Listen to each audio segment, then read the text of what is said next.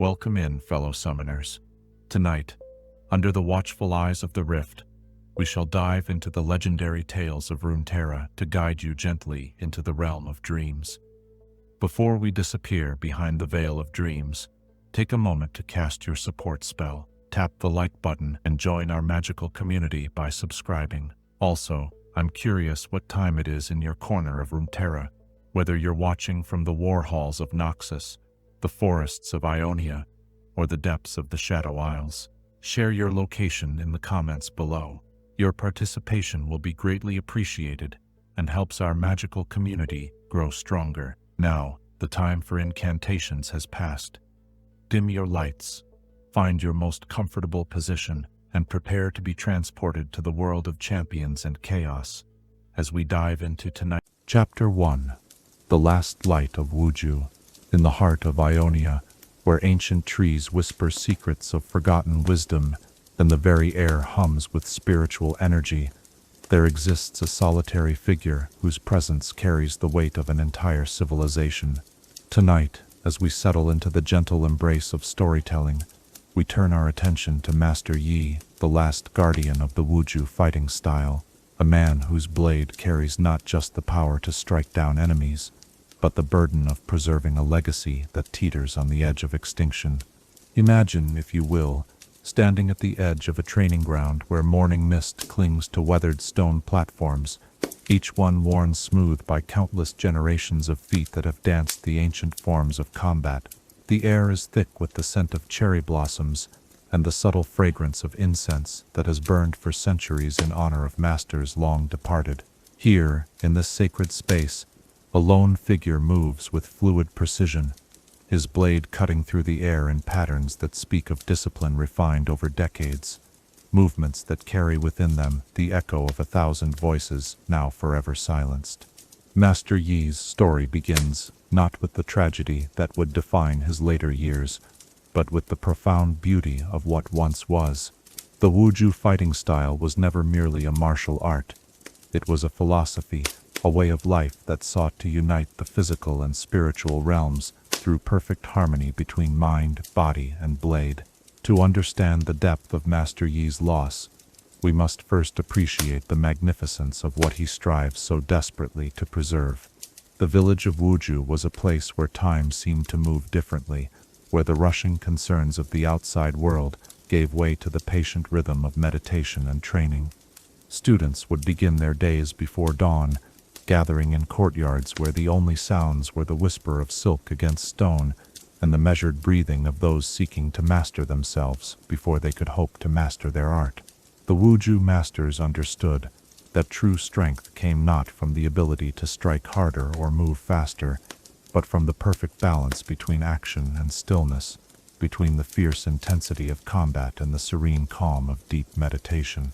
Master Yi was once one of many, a gifted student among peers who shared his dedication to the ancient ways. His natural talent was evident from his earliest days of training, but what set him apart was not just his physical prowess, but his profound understanding of the spiritual principles that formed the foundation of Wuju philosophy. While other students might struggle to quiet their minds enough to achieve the focused state necessary for the most advanced techniques, Master Yi seemed to slip into meditation as naturally as breathing, his consciousness expanding to encompass not just his immediate surroundings, but the deeper currents of energy that flowed through all living things. The Alpha Strike, Master Yi's signature technique, exemplifies the perfect fusion of physical mastery and spiritual enlightenment that defines the Wuju way. To witness this ability is to see something that transcends mere martial prowess.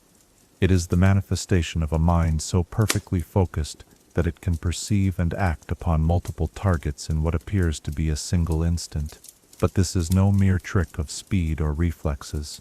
The Alpha Strike requires the practitioner to enter a state of consciousness where the boundaries between self and universe dissolve, where the warrior becomes one with the flow of combat itself, moving not just through space but through the very fabric of time and intention. Yet for all his gifts, Master Yi was never meant to walk this path alone. The Wuju way was built upon community, upon the sharing of knowledge between master and student, the gentle correction of errors, the encouragement offered during moments of doubt. It was a tradition that flourished in the warmth of fellowship, where even the most advanced practitioners understood that they were part of something greater than themselves. The masters who came before had always known that their individual skills meant nothing if they could not pass them on to the next generation. That the true measure of their success lay not in their personal achievements, but in the continuity of the art they had dedicated their lives to perfecting. The weight that Master Yi now carries is almost incomprehensible in its magnitude. He is not simply a skilled warrior, or even a master of an ancient art.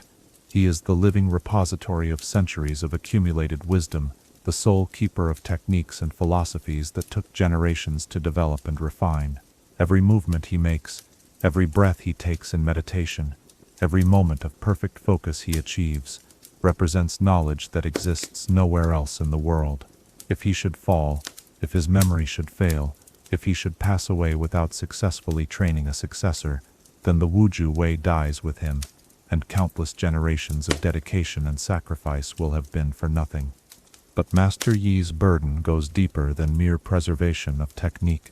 He carries within him the voices of his fallen masters, the laughter of fellow students who will never again gather in the morning mist to practice their forms, the dreams and aspirations of an entire community that believed their way of life would continue for generations to come. Every day he trains alone is a day that should have been filled with the sound of multiple footsteps on stone, the gentle guidance of senior students helping junior ones, the quiet discussions of philosophy that would extend long into the evening hours. The solitude that defines Master Yi's existence is not simply the absence of companionship, it is the presence of ghosts, the constant awareness of all that has been lost. When he performs the ancient forms, he does so not just for his own practice, but as a ritual of remembrance, a way of keeping alive the spirits of those who taught him these movements.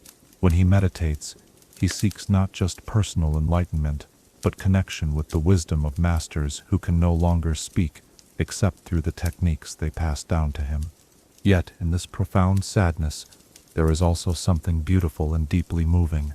Master Yi's dedication to preserving the Wuju way represents more than mere duty.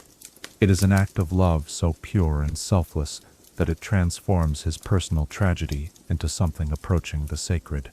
Every day that he continues to practice, every moment that he dedicates to perfecting techniques that no one else may ever learn, every breath he takes in service of keeping alive a tradition that the world seems determined to forget, is a testament to the power of the human spirit to find meaning even in the face of overwhelming loss. The blade that Master Yi carries is more than a weapon. It is a bridge between past and future, a physical manifestation of his connection to all who came before and his hope for all who might yet come after. When he draws it in combat, he does so not just with his own strength, but with the accumulated power of every Wuju master who ever lived, their techniques flowing through him like a river that refuses to run dry despite the destruction of its source. In the quiet moments between battles, when Master Yi sits in meditation beneath the same stars that once watched over his thriving village, there is a profound poignancy to his vigil. He is both the last echo of a fading song and the first note of a melody that might yet be heard again, a guardian standing at the threshold between extinction and renewal, holding open a door that leads not just to the past but to the possibility of a future where the Wuju way might once again flourish. The morning mist that rises from the training grounds, where Master Yi practices, carries with it the essence of all that has been lost and all that might yet be found.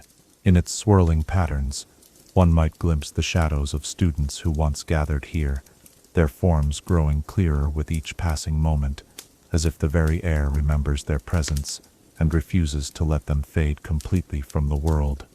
As we contemplate the beginning of Master Yi's journey from student to master to guardian of a dying art, we are invited to consider the profound responsibility that comes with being the keeper of something precious and irreplaceable.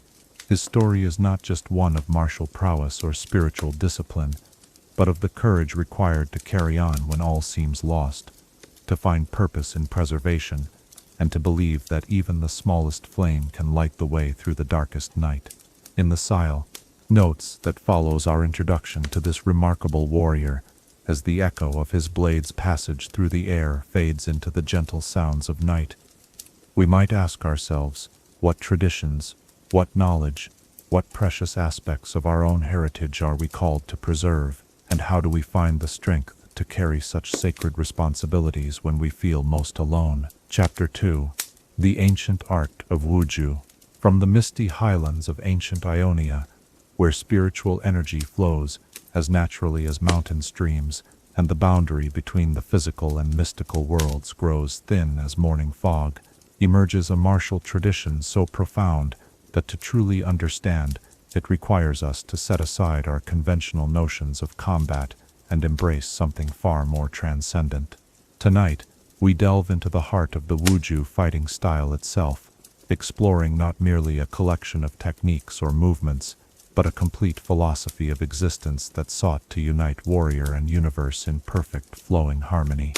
To comprehend the depth of what Master Yi fights so desperately to preserve, we must first understand that Wuju was never conceived as a simple method of warfare or self-defense.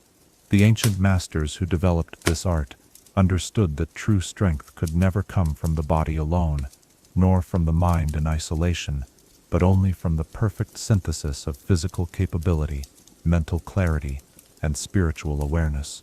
They believed that a warrior who achieved this synthesis would become something more than human, not superhuman in the sense of possessing impossible powers, but transcendent in their ability to act in complete harmony with the natural flow of the universe itself.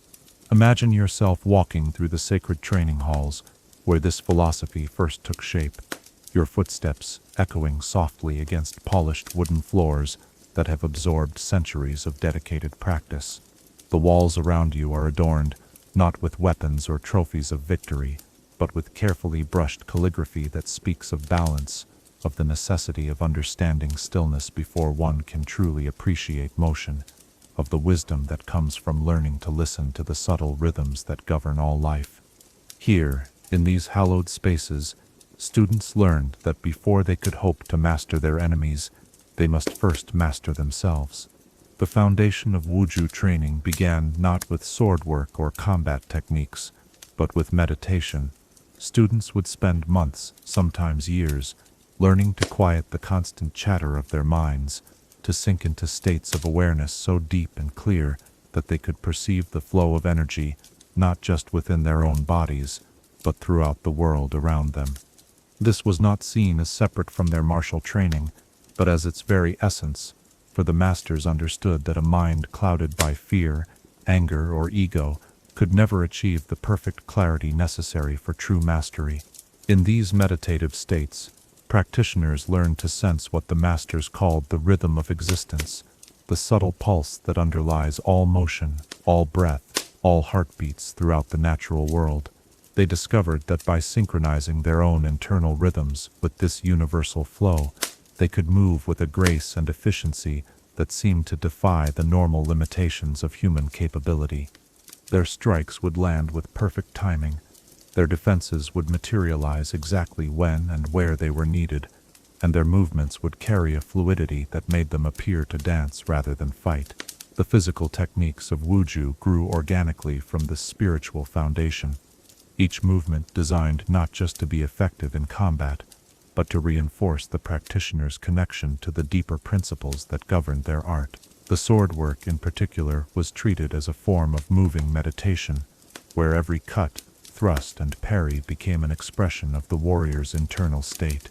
A blade wielded by a true Wuju master would sing through the air with such perfect precision that it seemed to cut not just through physical obstacles, but through the very fabric of space and time itself. The Alpha Strike technique, which would later become Master Yi's signature ability, represents perhaps the highest expression of Wuju philosophy made manifest in combat. To understand this technique, one must abandon conventional thinking about speed and distance, for the Alpha Strike operates on principles that transcend ordinary physical laws.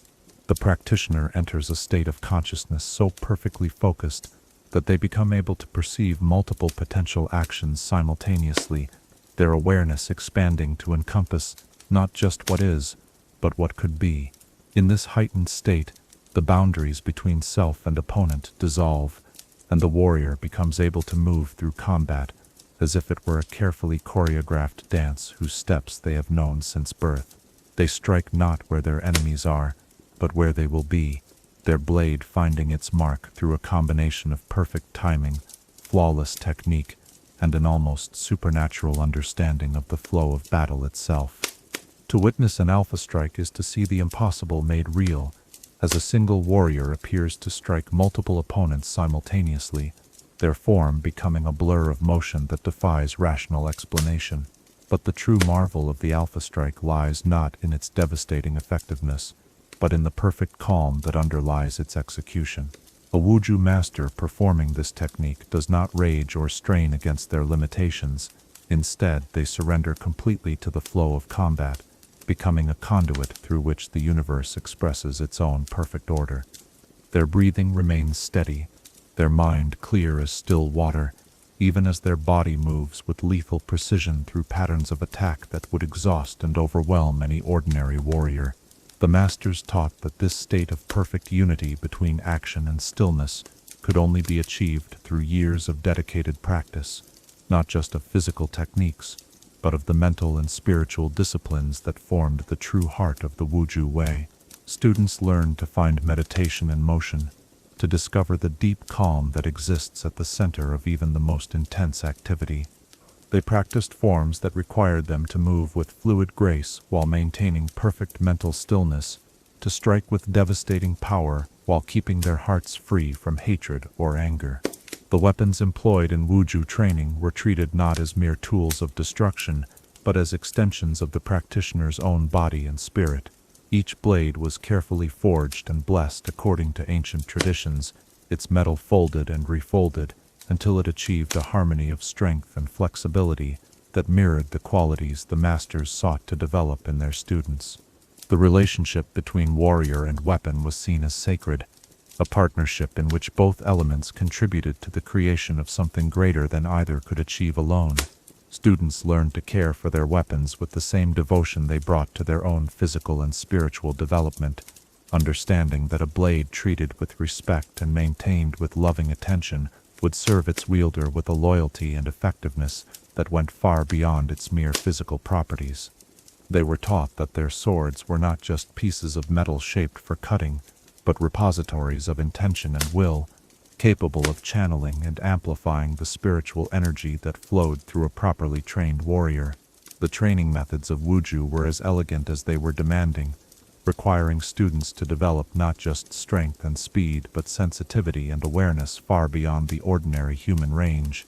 They practiced blindfolded combat, learning to rely on their other senses and their intuitive understanding of their opponent's movements. They studied the flight patterns of birds and the flowing of water, seeking to incorporate the natural grace and efficiency they observed into their own movements. Balance was considered fundamental to all aspects of Wuju training, not just physical balance, but emotional and spiritual equilibrium as well. Students learned that anger and fear were not emotions to be suppressed, but forces to be understood and integrated, their energy transformed into sources of strength rather than weakness. They practiced maintaining their center, not just when standing still but when in motion, when under attack, when facing the unexpected challenges that combat inevitably presents. The philosophical underpinnings of Wuju emphasized the interconnectedness of all things, teaching that a true warrior could never achieve victory through domination or destruction alone. Instead, they sought to restore balance to situations that had fallen into discord, to protect the innocent and preserve the natural order rather than simply defeat their enemies. This perspective transformed every conflict into an opportunity for growth and understanding, every challenge into a chance to deepen one's connection to the fundamental principles that governed both martial arts and life itself. The advanced practitioners of Wuju developed abilities that bordered on the supernatural, not through magic or mysticism, but through their profound understanding of natural laws and their perfect harmony with the flow of existence. They could move so efficiently that they seemed to waste no energy at all, striking with tremendous force while appearing almost effortless in their execution. Their awareness became so refined that they could sense the intentions of their opponents before those intentions were translated into action, allowing them to respond to attacks that had not yet been launched. In the highest levels of Wuju mastery, the distinction between defense and offense disappeared entirely, replaced by a fluid responsiveness that transformed the warrior into something like a force of nature itself. They would move through combat like wind through trees or water around stones, following the path of least resistance while achieving maximum effectiveness. Their presence on a battlefield would bring not chaos but a strange kind of order, as if their very existence served to restore balance to situations that had spiraled into violence and confusion. The beauty of the Wuju way lay not just in its effectiveness but in its elegance, the way it transformed the brutality of combat into something approaching art. Masters could fight with such grace and precision that their movements became a form of deadly poetry, each strike and block flowing naturally into the next, in sequences that spoke of deeper harmonies than mere tactical considerations. Their battles were performances in the truest sense, demonstrations of the heights that human potential could reach when perfectly aligned with universal principles. As we contemplate the profound depth and beauty of this ancient art, we begin to understand the magnitude of the tragedy that befell Master Yi and his people. The Wuju way was not simply a collection of techniques that could be written down in books or recorded in videos. It was a living tradition that required the presence of masters and students, the daily interaction of those who had achieved different levels of understanding, the constant exchange of insights and refinements that could only occur within a community dedicated to shared growth and discovery. In the gentle silence that follows our exploration of these ancient principles, as we imagine the grace and power that once flowed through the halls where Wuju masters trained and taught, we might ask ourselves, how do we cultivate in our own lives the perfect balance between action and stillness that formed the heart of this remarkable tradition? Chapter 3. The Village of Wuju. Nestled among the rolling hills of southern Ionia, where ancient oak trees spread their protective branches over terraced gardens and crystal-clear streams, carry the whispered prayers of countless generations, there once stood a village that embodied the perfect harmony between martial discipline and peaceful existence. Tonight, as soft shadows dance in our quiet space, we journey back to a time when the settlement of Wuju represented not just a place on a map, but a living testament to the possibility that warriors and philosophers, teachers and students could create together a community where the pursuit of excellence served not war but wisdom. Picture yourself approaching this remarkable village as the first light of dawn touches the mountain peaks that guard its borders, painting the sky in shades of rose and gold that seem to bless the earth below with gentle benediction. The path that leads to Wuju winds through carefully tended forests, where every tree has been placed with intention, where every stone in the walkway has been set to encourage proper posture and mindful movement. Even the approach to this sacred place was designed to prepare visitors for the profound peace they would encounter within its boundaries. The village itself seemed to grow from the landscape rather than being imposed upon it, its buildings crafted from local timber and stone in harmonious curves that echoed the natural contours of the surrounding hills. The architecture spoke of generations of builders who understood that true beauty comes not from dominating nature, but from working in partnership with it, creating structures that enhanced rather than diminished the inherent grace of their mountain setting. Red-tiled roofs caught and reflected the morning light, while paper screens and wooden shutters could be adjusted to welcome the changing moods of weather and season. At the heart of Wuju lay the central training complex, a series of interconnected courtyards and halls where the ancient martial arts were practiced and preserved. But unlike the fortress-like training grounds one might expect of a warrior culture, these spaces invited contemplation as much as action. Gardens of flowering cherry trees provided natural boundaries between different practice areas, their seasonal blooms serving as gentle reminders of the cyclical nature of growth and renewal that formed such an essential part of Wuju philosophy. The largest of these courtyards was paved with stones worn smooth by centuries of footsteps, their surface polished to a subtle gleam that caught and held the light in patterns that seemed to shift and dance with the movements of those who trained upon them. Around the edges of this space, raised platforms provided seating for observers, while carefully positioned alcoves held shrines to the founding masters, their carved likenesses watching over each training session with expressions of serene approval. But the true beauty of Wuju village lay not in its physical structures, however elegant they might be, but in the daily rhythm of life that unfolded within them. This was a community where the artificial divisions between martial training, spiritual practice, and ordinary existence had been dissolved in favor of a more integrated approach to living. Here, the baker who rose before dawn to prepare the morning meal did so with the same mindful attention that a warrior brought to the practice of sword forms, understanding that excellence in any endeavor required the complete engagement of body, mind, and spirit. The children of Wuju grew up immersed in this culture of mindful dedication, learning from their earliest years that every action, no matter how small or seemingly mundane, could be performed with grace and intention. They played games that developed balance and coordination while disguising themselves as simple childhood diversions, and they listened to stories that taught the fundamental principles of their martial heritage through tales of legendary heroes and wise sages who had walked the path of Wuju before them. Young students began their formal training, not with weapons or complex techniques, but with simple exercises designed to develop awareness and self-control. They learned to walk with perfect posture, to breathe with conscious intention, to sit in meditation for gradually increasing periods of time.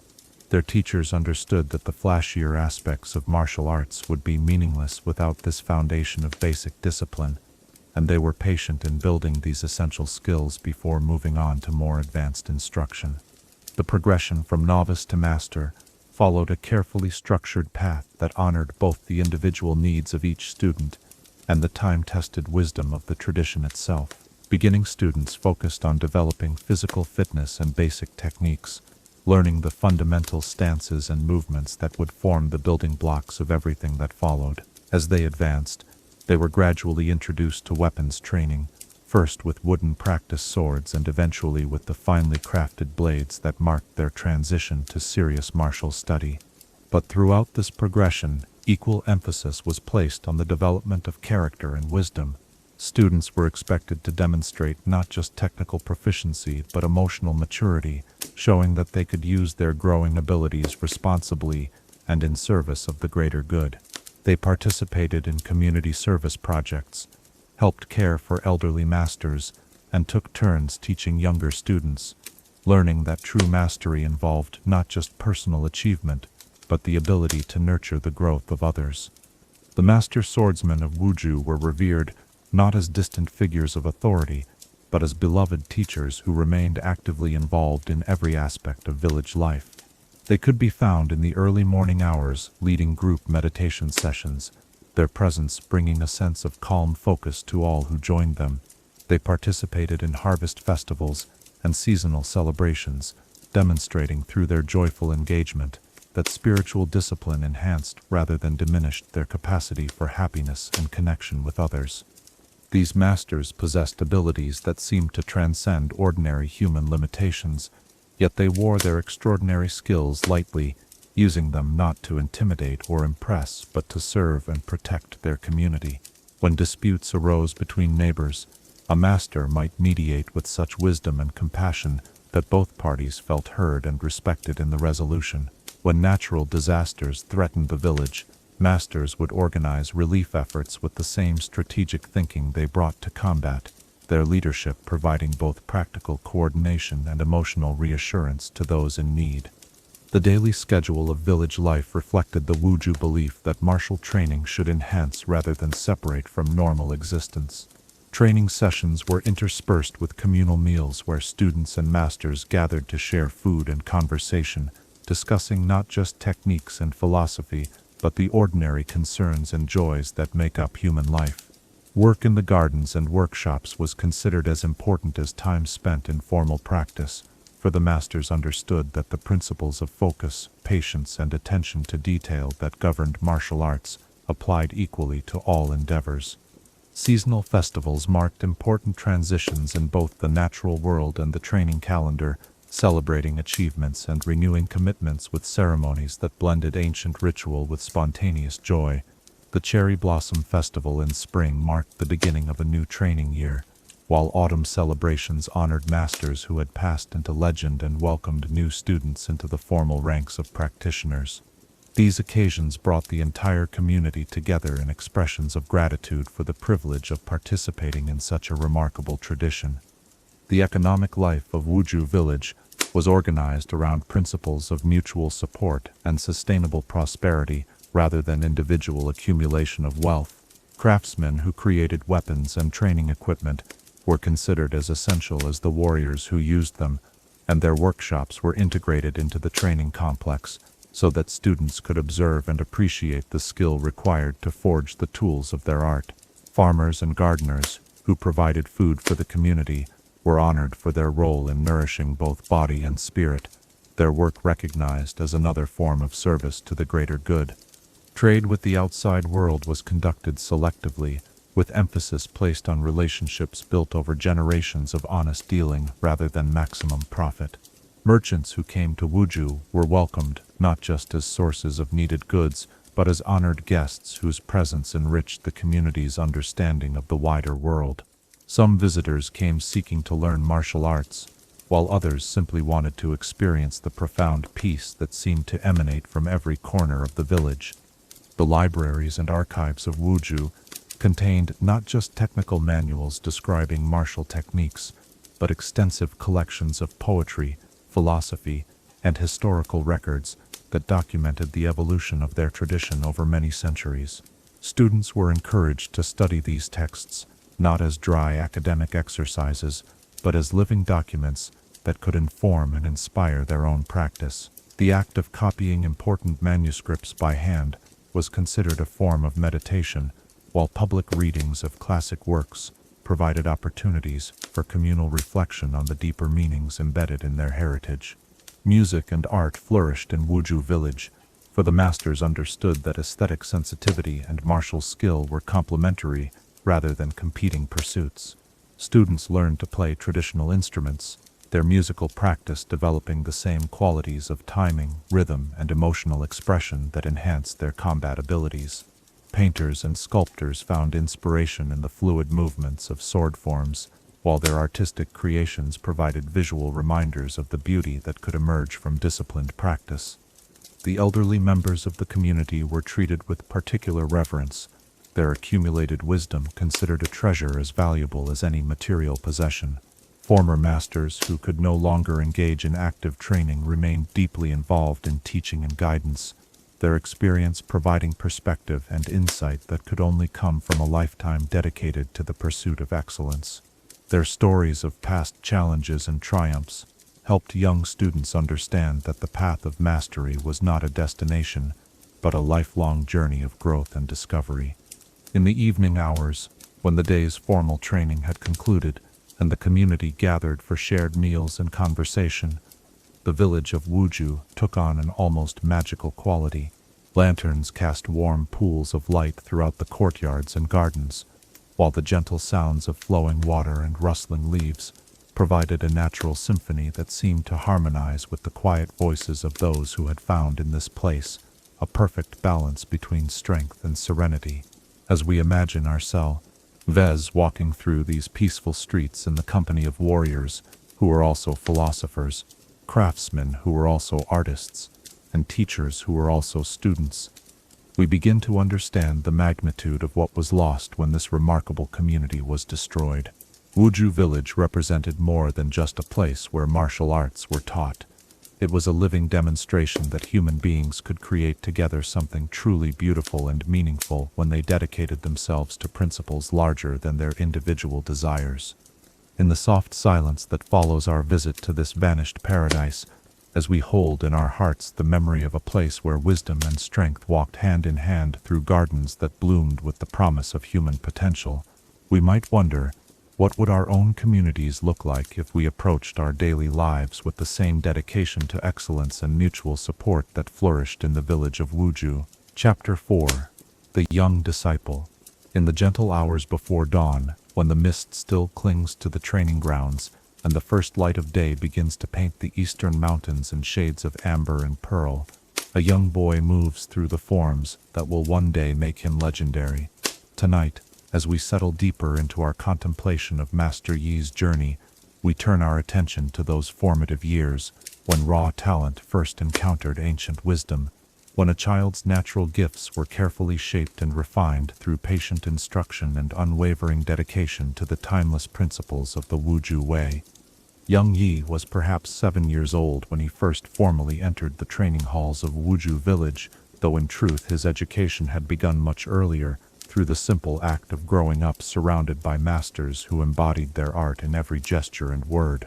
Like all children of the village, he had absorbed the fundamental rhythms of disciplined practice through observation and imitation, his small hands naturally falling into proper positioning as he watched older students move through their morning exercises, his breathing unconsciously synchronizing with the measured cadences that marked each training session.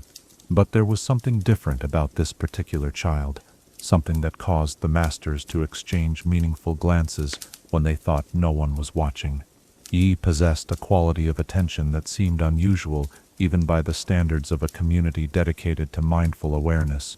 When he watched a demonstration, his focus was so complete that he appeared to disappear into the observation itself, his young mind absorbing not just the visible movements, but the subtle intentions and energy flows that gave those movements their true meaning.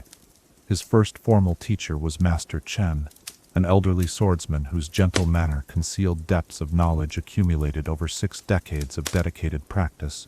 Master Chen had trained some of the most accomplished warriors in Wuju's recent history, but he would later say that teaching young Yi was unlike any experience he had encountered in all his years of instruction. The boy seemed to understand concepts before they were fully explained, his body naturally finding proper alignment and balance, as if he were remembering rather than learning these fundamental principles.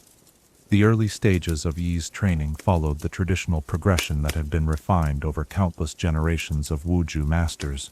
He began with the most basic exercises designed to develop physical awareness and emotional stability, spending hours each day practicing simple standing meditation, while Master Chen patiently corrected minor adjustments in posture and breathing. These sessions might seem tedious to an outside observer, but Yi approached them with the same intensity that other children brought to their favorite games. Standing motionless for extended periods, while maintaining perfect alertness, proved to be one of Yi's greatest natural strengths. While his fellow students fidgeted and shifted their weight, their young minds wandering to thoughts of play and adventure, Yi would sink into a state of relaxed concentration that allowed him to remain perfectly still while staying completely aware of everything happening around him.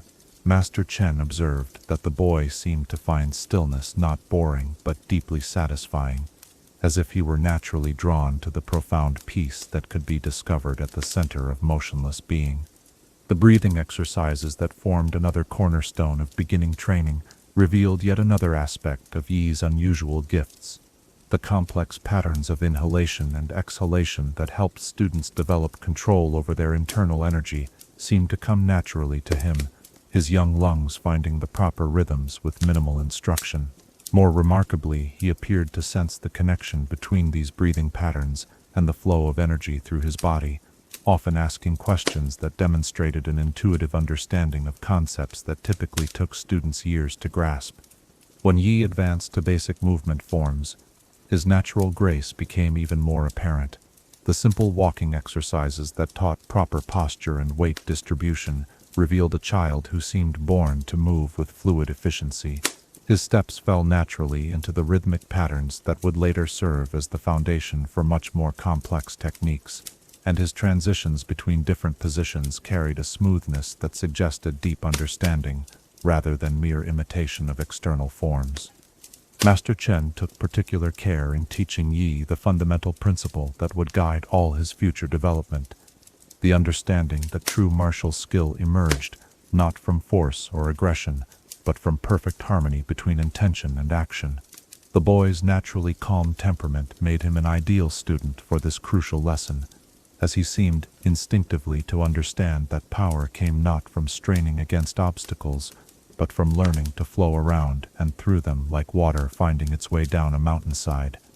The introduction of weapons training marked a significant milestone in Yi's development, though even here the progression was carefully measured to ensure that technical skills developed alongside emotional maturity. His first practice sword was carved from light bamboo and fitted to his small hands, its weight and balance carefully adjusted to help him develop proper form without straining his young muscles. Master Chen spent weeks simply teaching Yi how to hold the weapon correctly, emphasizing that the sword should feel like an extension of his own arm, rather than a separate tool to be wielded. Yi's relationship with his practice sword revealed yet another dimension of his unusual gifts. While other students initially struggled with the coordination required to move their bodies and weapons as a unified whole, Yi seemed to achieve this integration almost immediately. Master Chen noted that the boy treated his sword not as an object to be controlled, but as a partner in an elegant dance, his movements flowing naturally between empty hand techniques and sword work, as if there were no meaningful distinction between the two. The philosophical aspects of Wuju training proved as natural to Yi as the physical techniques. When Master Chen spoke of the importance of maintaining mental clarity during combat, of the need to remain emotionally centered even in the face of aggression, the young student nodded with understanding that went far beyond his years. He seemed to grasp intuitively that the ultimate goal of martial training was not the ability to defeat enemies, but the cultivation of wisdom and compassion that would make such conflicts unnecessary. Other students in Yi's age group quickly came to view him with a mixture of admiration and friendly competitiveness. Despite his obvious talents, Yi never displayed arrogance or impatience with those who progressed more slowly. Instead, he seemed genuinely interested in helping his fellow students improve, often offering gentle suggestions or demonstrating techniques in ways that made complex movements easier to understand. His natural teaching ability was noted by the masters, who began to suspect that Yi might one day join their ranks as an instructor. The annual testing ceremonies that marked progression through the different levels of training became occasions where Yi's remarkable development was particularly evident. While other students might struggle to demonstrate their skills under the watchful eyes of the Master Council, Yi seemed to thrive in these formal evaluations. His performances were characterized not by nervous energy or desperate striving, but by a calm confidence that allowed his true abilities to shine forth naturally. Master Chen began to incorporate increasingly advanced concepts into Yi's training, testing the boy's capacity to absorb and integrate knowledge that was typically reserved for much older students. Yi's responses convinced him that the young practitioner possessed not just unusual talent, but the emotional stability necessary to handle the profound responsibilities that came with mastery of the Wuju arts. The boy seemed to understand instinctively that his gifts were not personal possessions to be hoarded, but treasures to be cultivated in service of the greater good. The meditation practices that formed such an essential part of advanced training proved to be another area where Yi excelled beyond normal expectations. His ability to quiet his mind and enter states of deep contemplation allowed him to access insights that typically required years of dedicated practice to achieve. Master Chen observed that Yi seemed to have a natural connection to the underlying unity that the Wuju masters taught existed beneath the apparent diversity of the physical world.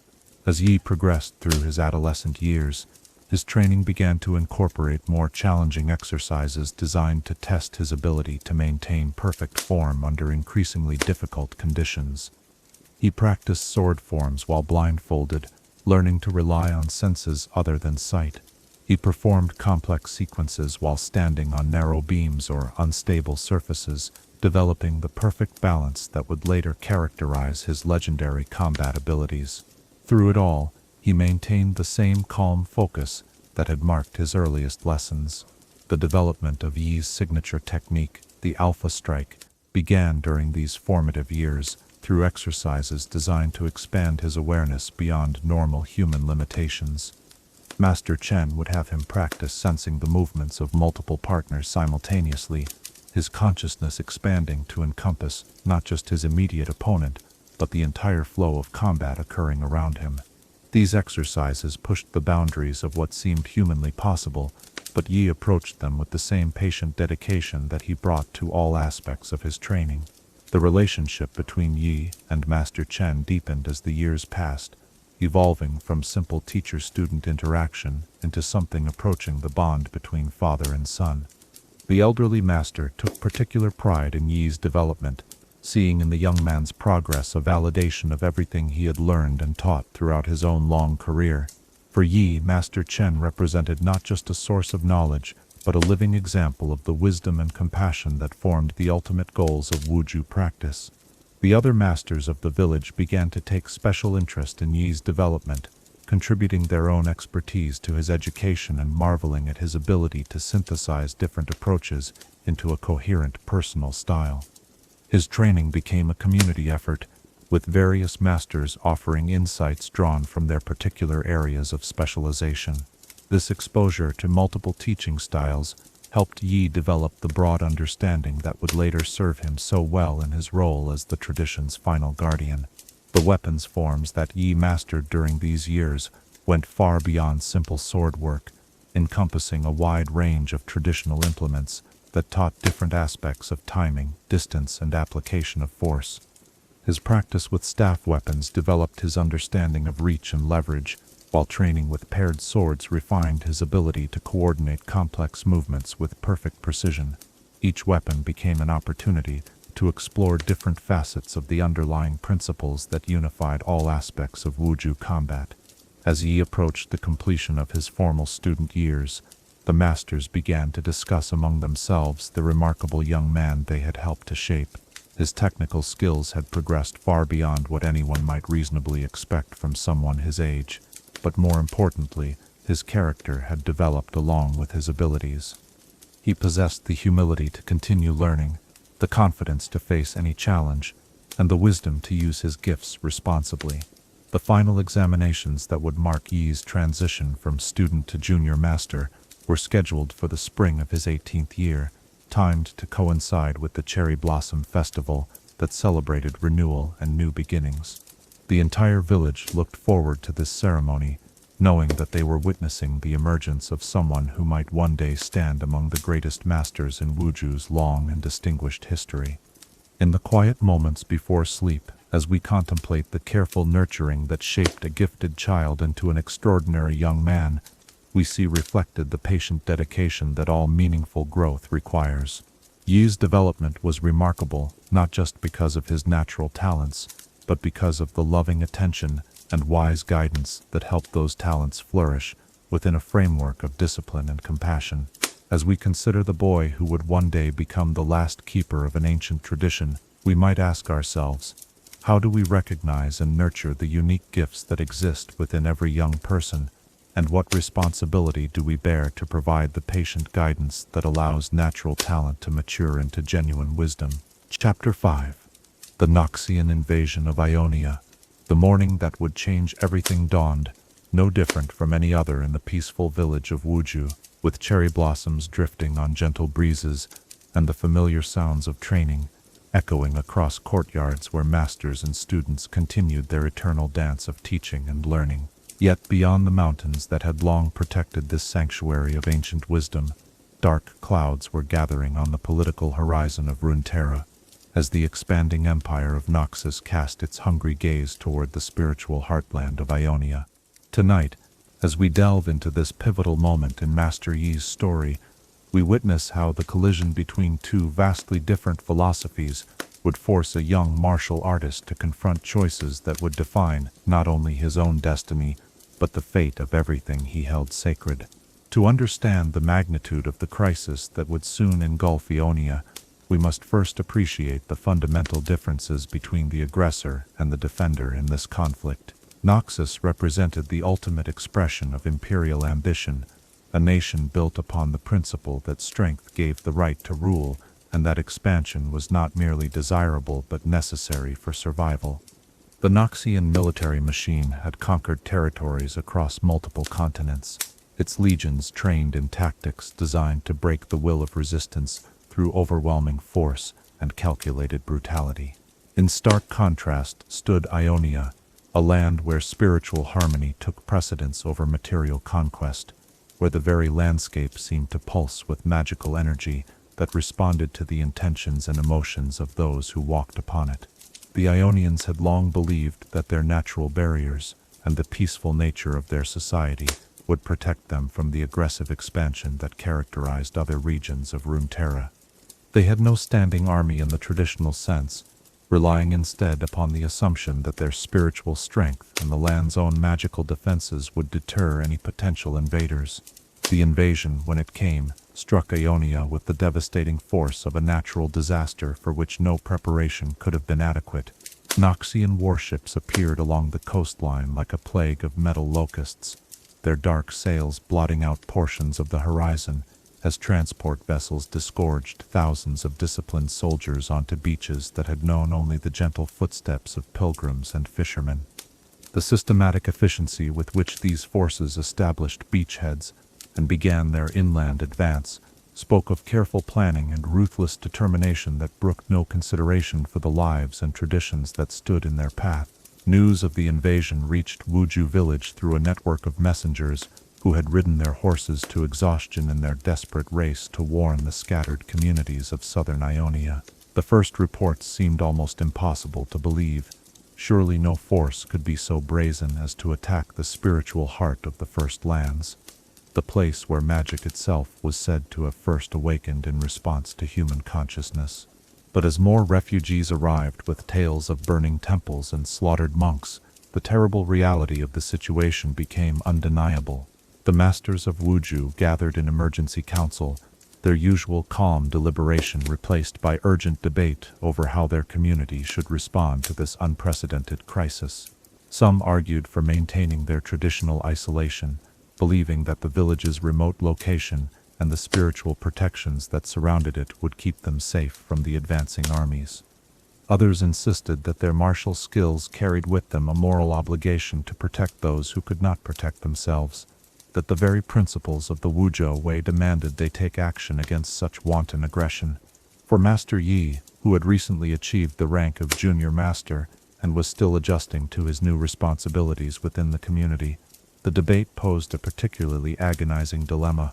His entire life had been shaped by the peaceful philosophy of Wuju, which taught that violence should be employed only as a last resort, and that the highest form of victory was achieved without fighting at all. Yet the reports streaming in from the war zones spoke of atrocities so systematic and cruel that inaction seemed almost tantamount to complicity with evil itself. The stories told by refugees painted a picture of Noxian tactics designed not merely to conquer territory, but to break the spirit of resistance through terror and demoralization. Ancient groves sacred to Ionian spiritual practice were being deliberately destroyed, their millennia-old trees cut down and burned, not for any strategic advantage, but simply to demonstrate Noxian power over the natural world that Ionians revered. Monasteries and temples were razed with particular viciousness, their libraries of accumulated wisdom consigned to flames that sent pillars of black smoke into skies that had previously known only the sweet incense of peaceful worship. The turning point in the debate came when a wounded messenger arrived bearing a formal plea for aid from the Ionian resistance leaders, who were attempting to coordinate a defense against the invaders. The message spoke of desperate need for anyone with martial training to join the fight, but more importantly, it appealed to the shared cultural heritage that bound all Ionians together regardless of their individual traditions or practices. The resistance was not asking the masters of Wuju to abandon their principles, but to apply those principles in defense of everything that made Ionian civilization worth preserving. Master Chen, whose advanced age might have excused him from such dangerous service, was among the first to volunteer, declaring that his years of training would be meaningless if he could not use them to protect the innocent when they faced such dire peril. His decision carried enormous weight within the community, for his wisdom and experience had guided the village through many difficult decisions over the decades. If Master Chen believed that martial action was not only justified but necessary, then the moral case for joining the resistance became almost impossible to refute. The final council meeting that decided Wuju village's response to the crisis extended long into the night, illuminated by paper lanterns that cast dancing shadows on faces marked by the gravity of the choices before them. Master Yi found himself caught between competing loyalties, his love for the peaceful life he had always known, and his growing conviction that such peace could only be preserved through decisive action against those who would destroy it. The very training that had taught him to value harmony above conflict now demanded that he take up arms to defend the conditions that made harmony possible. When the vote was finally taken, the decision to send volunteer fighters to join the Ionian resistance passed by an overwhelming margin, though not without careful consideration of the principles that would guide their participation. The masters agreed that they would fight only in defense of civilians and sacred sites, that they would show mercy to enemies who surrendered, and that they would conduct themselves according to the highest standards of martial honor even in the midst of brutal warfare. They would not allow the necessities of combat to corrupt the values that define their identity as practitioners of the Wuju way. The preparations for departure revealed the depth of commitment that this decision represented for those who chose to answer the call. Masters who had spent decades perfecting techniques designed for personal development and spiritual growth now found themselves adapting those same skills for the grim necessities of battlefield combat. Weapons that had been ceremonial objects or training tools were carefully examined and sharpened for real conflict, while armor and supplies were gathered from storage areas where they had rested undisturbed for generations. Master Yi's decision to join the volunteers was perhaps inevitable given his character and training, but it nonetheless represented a profound transformation in his understanding of what it meant to be a martial artist. The boy who had learned to find peace in stillness now prepared to carry that same inner calm into the chaos of war, trusting that the principles that had guided his development would sustain him even in circumstances far removed from the serene courtyards where he had learned them. The departure ceremony took place at dawn, on a morning when the cherry blossoms had begun to fall in earnest, their delicate pink petals carpeting the pathways like a gentle blessing for those who might never return to walk those paths again. The entire village gathered to bid farewell to their defenders, offering prayers and tokens of remembrance that would carry the spiritual protection of home into whatever trials lay ahead. Children who had played among the gardens now watched with solemn faces as their teachers and guardians prepared to face dangers they could barely comprehend. The volunteers from Wuju joined a growing stream of fighters converging from across southern Ionia, creating an unlikely army of monks and martial artists, farmers and craftsmen, all united by their determination to resist the Noxian invasion despite their lack of conventional military training. This diverse coalition reflected the unique character of Ionian society, where spiritual development was valued above aggressive prowess, and where the arts of war were studied primarily as paths to greater self-understanding, rather than tools of conquest. The journey to the front lines took the volunteers through regions already scarred by conflict, past burned villages and refugee camps, where the human cost of Noxian ambition was displayed in heartbreaking detail. For Master Yi and his companions, these scenes served as constant reminders of why their sacrifice was necessary, why the peaceful philosophy they cherished could only survive if they were willing to defend it against those who recognized no value beyond brute force and material gain. As they approached the areas of active fighting, the volunteers began to understand the true scale of the conflict they were joining. This was no mere border skirmish or isolated act of aggression, but a systematic campaign designed to erase Ionian culture and replace it with Noxian imperial administration. The invaders had brought not just soldiers but bureaucrats and engineers, settlers and merchants, all the apparatus of occupation and cultural transformation that had been used to absorb other conquered territories into the ever-expanding Noxian Empire. The first engagement that Master Yi participated in would be remembered by survivors as a perfect example of how Ionian spiritual discipline could be applied to military tactics. The Wuju volunteers, fighting alongside other resistance groups, demonstrated that their years of training in balance and timing could translate into devastating effectiveness on the battlefield. Their ability to remain calm under pressure, to read the flow of combat with almost supernatural awareness, and to coordinate their movements with fluid precision made them formidable opponents, despite their lack of conventional military experience. Yet even as they achieved tactical successes, the defenders began to realize the magnitude of the challenge they faced. The Noxians fought with a disciplined brutality that seemed designed to break the spirit as much as the body, employing tactics and weapons that showed no regard for civilian casualties or cultural preservation. The invaders appeared to view Ionian reverence for life and harmony not as admirable qualities to be respected, but as weaknesses to be exploited in pursuit of total victory. The moral complexity of the situation deepened as the conflict prolonged, forcing warriors trained in traditions of compassion and restraint to confront enemies who showed no such limitations. Master Yi found himself struggling to maintain the ethical principles that defined his identity while engaging in combat against opponents who seemed to recognize no moral boundaries whatsoever. The challenge was not simply to defeat the invaders militarily, but to do so without becoming the very thing they were fighting against.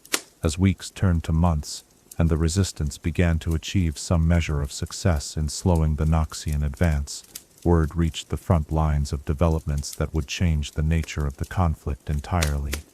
Reports spoke of new weapons being deployed by the invaders, of chemical agents that could poison the very air and make entire regions uninhabitable for generations. The war was about to enter a new phase that would test not just the courage and skill of the defenders, but their commitment to maintaining their humanity in the face of horrors beyond anything they had previously imagined. In the quiet moments before sleep, as we contemplate this moment of transformation in Master Yi's life, we see reflected the terrible choices that sometimes confront those who dedicate themselves to principles of peace and harmony. The invasion of Ionia forced its defenders to grapple with the fundamental question of how to preserve what they valued most without sacrificing the very values that made preservation worthwhile.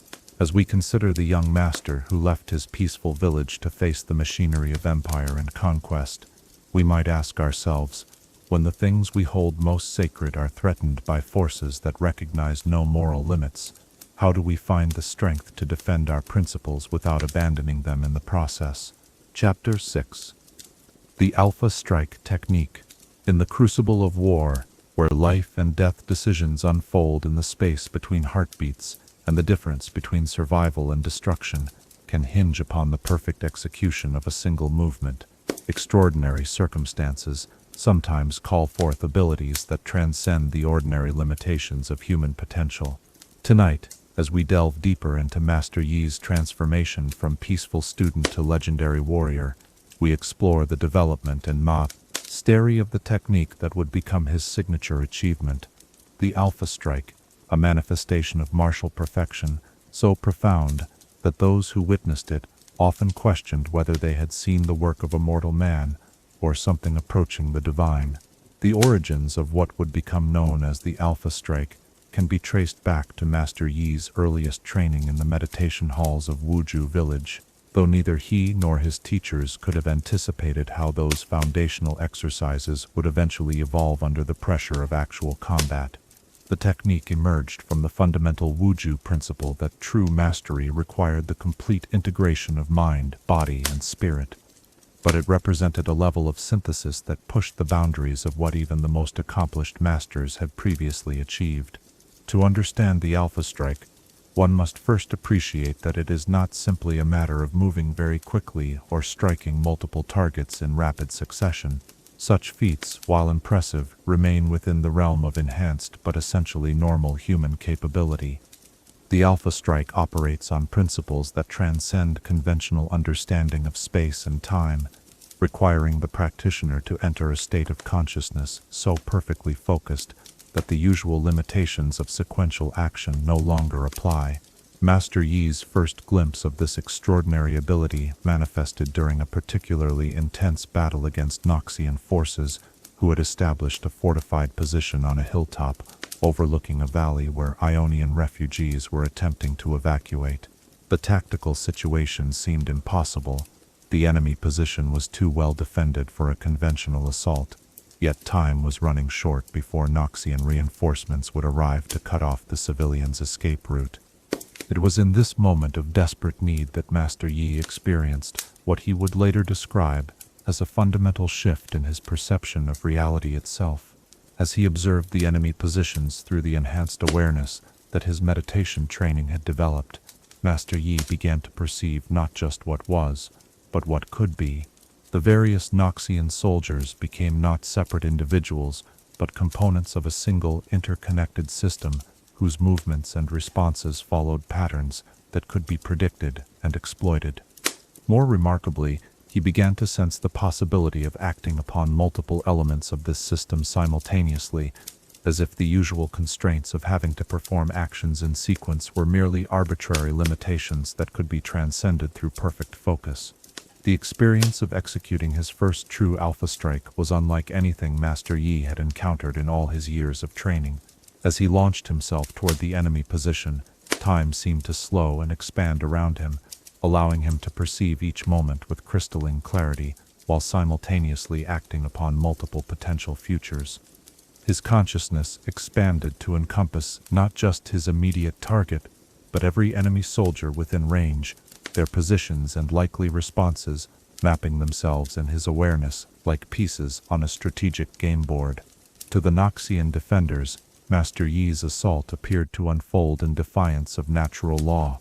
One moment he was a single warrior approaching their fortified line, and the next he seemed to be striking multiple soldiers simultaneously from different directions, his blade finding vital points with lethal precision, while his form blurred between positions so rapidly that the eye could barely track his movement.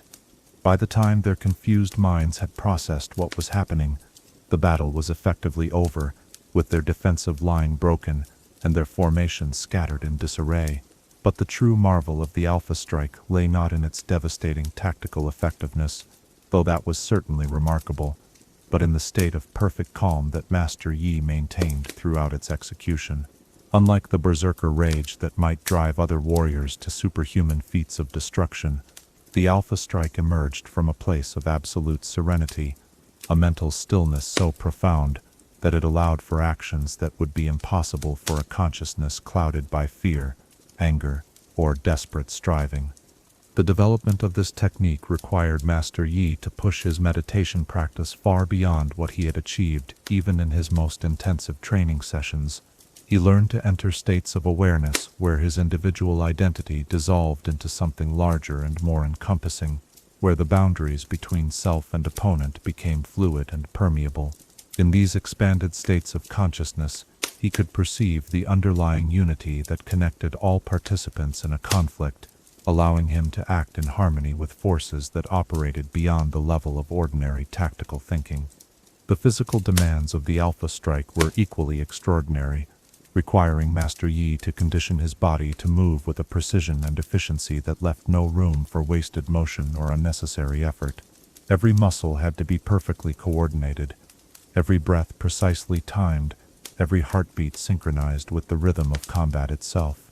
The slightest tension or hesitation could disrupt the delicate balance of forces that made the technique possible, transforming what should be a fluid expression of perfect skill into a catastrophic failure that could prove fatal. Master Yi's sword, which had always been treated as an extension of his own body and spirit, became something even more intimate during the execution of an Alpha Strike. The blade seemed to move of its own accord, following trajectories that his conscious mind could not have calculated in the time available, yet which proved to be exactly what the situation required. The weapon became not just a tool for cutting, but a conduit through which his expanded awareness could interact with the physical world, each strike carrying not just the force of his arm, but the accumulated power of his entire being. The breathing techniques that made the Alpha Strike possible were unlike anything in the traditional Wuju curriculum, though they evolved naturally from the foundational exercises that all students learned. Master Yi discovered that by modulating his breath in specific patterns, he could alter his state of consciousness in ways that expanded his perception of time and space. These breathing sequences had to be perfectly synchronized with his physical movements, creating a complex interplay between respiratory rhythm, muscular action, and mental focus that required years of dedicated practice to master. The spiritual dimensions of the Alpha Strike proved to be perhaps the most challenging aspect of its development. The technique required Master Yi to surrender his attachment to his individual identity while simultaneously maintaining enough sense of self to direct his actions effectively. This paradoxical state of being both completely present and entirely selfless demanded a level of spiritual maturity that went far beyond mere technical proficiency, touching upon the deepest mysteries of consciousness and identity that the Wuju masters had explored for centuries. The energy requirements of performing an Alpha Strike were immense, drawing not just upon Master Yi's physical reserves, but upon the deeper wells of spiritual power that he had learned to access through meditation. Each execution of the technique left him drained in ways that ordinary combat never could, requiring careful management of his resources and strategic timing to ensure that he could employ this devastating ability when it was most needed without leaving himself vulnerable to counterattack.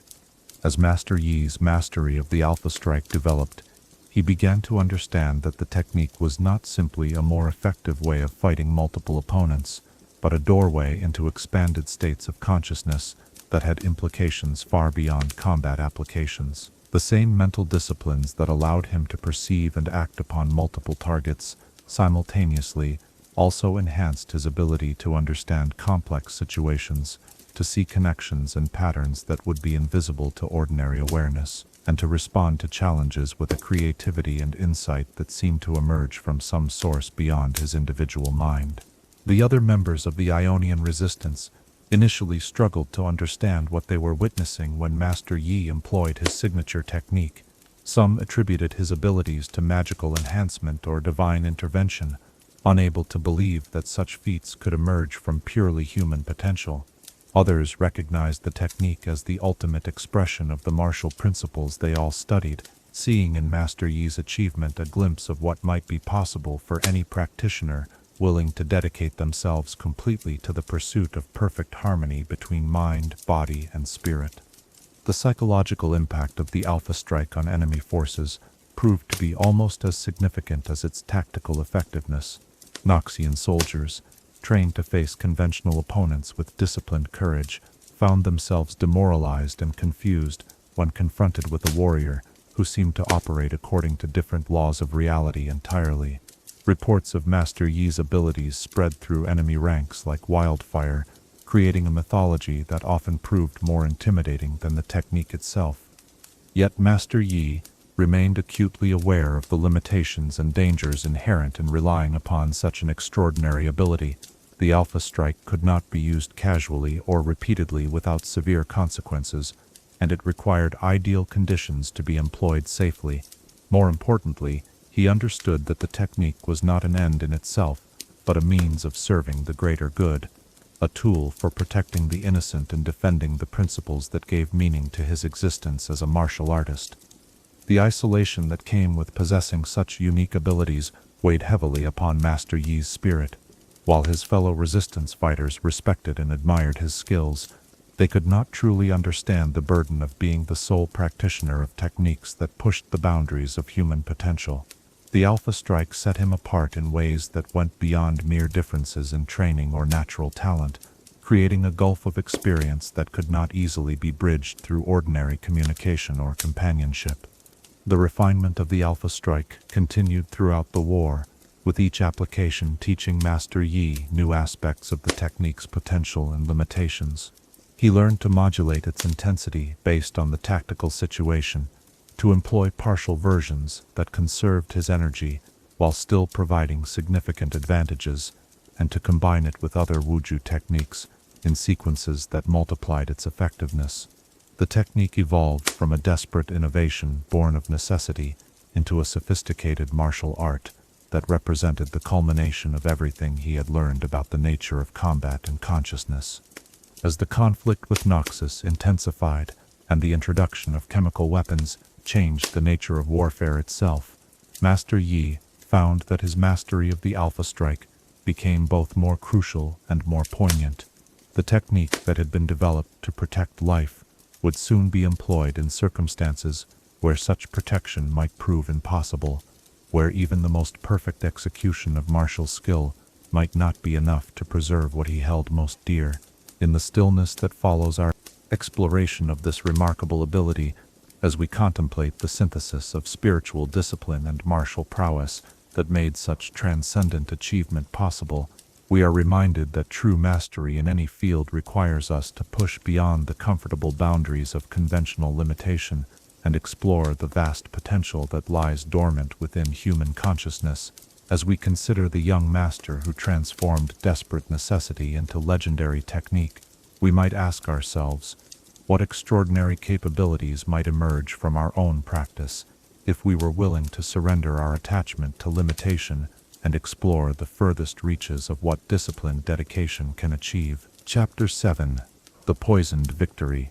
In the annals of warfare, there exist moments when the pursuit of victory becomes so consuming that those who wage it lose sight of the very values they originally sought to defend, when the means employed to achieve triumph become so terrible that they poison the victory itself beyond any possibility of celebration. Tonight, as we continue our journey through the darkest chapter of Master Yi's story, we witness how the introduction of chemical weapons into the Ionian conflict transformed what had been a struggle between competing philosophies into something approaching the apocalyptic, creating scars upon both the land and the souls of those who fought that would never fully heal. The turning point came during what military historians would later call the Battle of the Placidium Steppes, a vast grassland where Ionian resistance forces had managed to halt the Noxian advance and establish defensive positions that threatened to bog down the entire invasion in a prolonged stalemate. For months, the two armies had faced each other across rolling hills where wildflowers once bloomed in seasonal abundance, their presence transforming pastoral beauty into a landscape of trenches, fortifications, and the grim apparatus of siege warfare.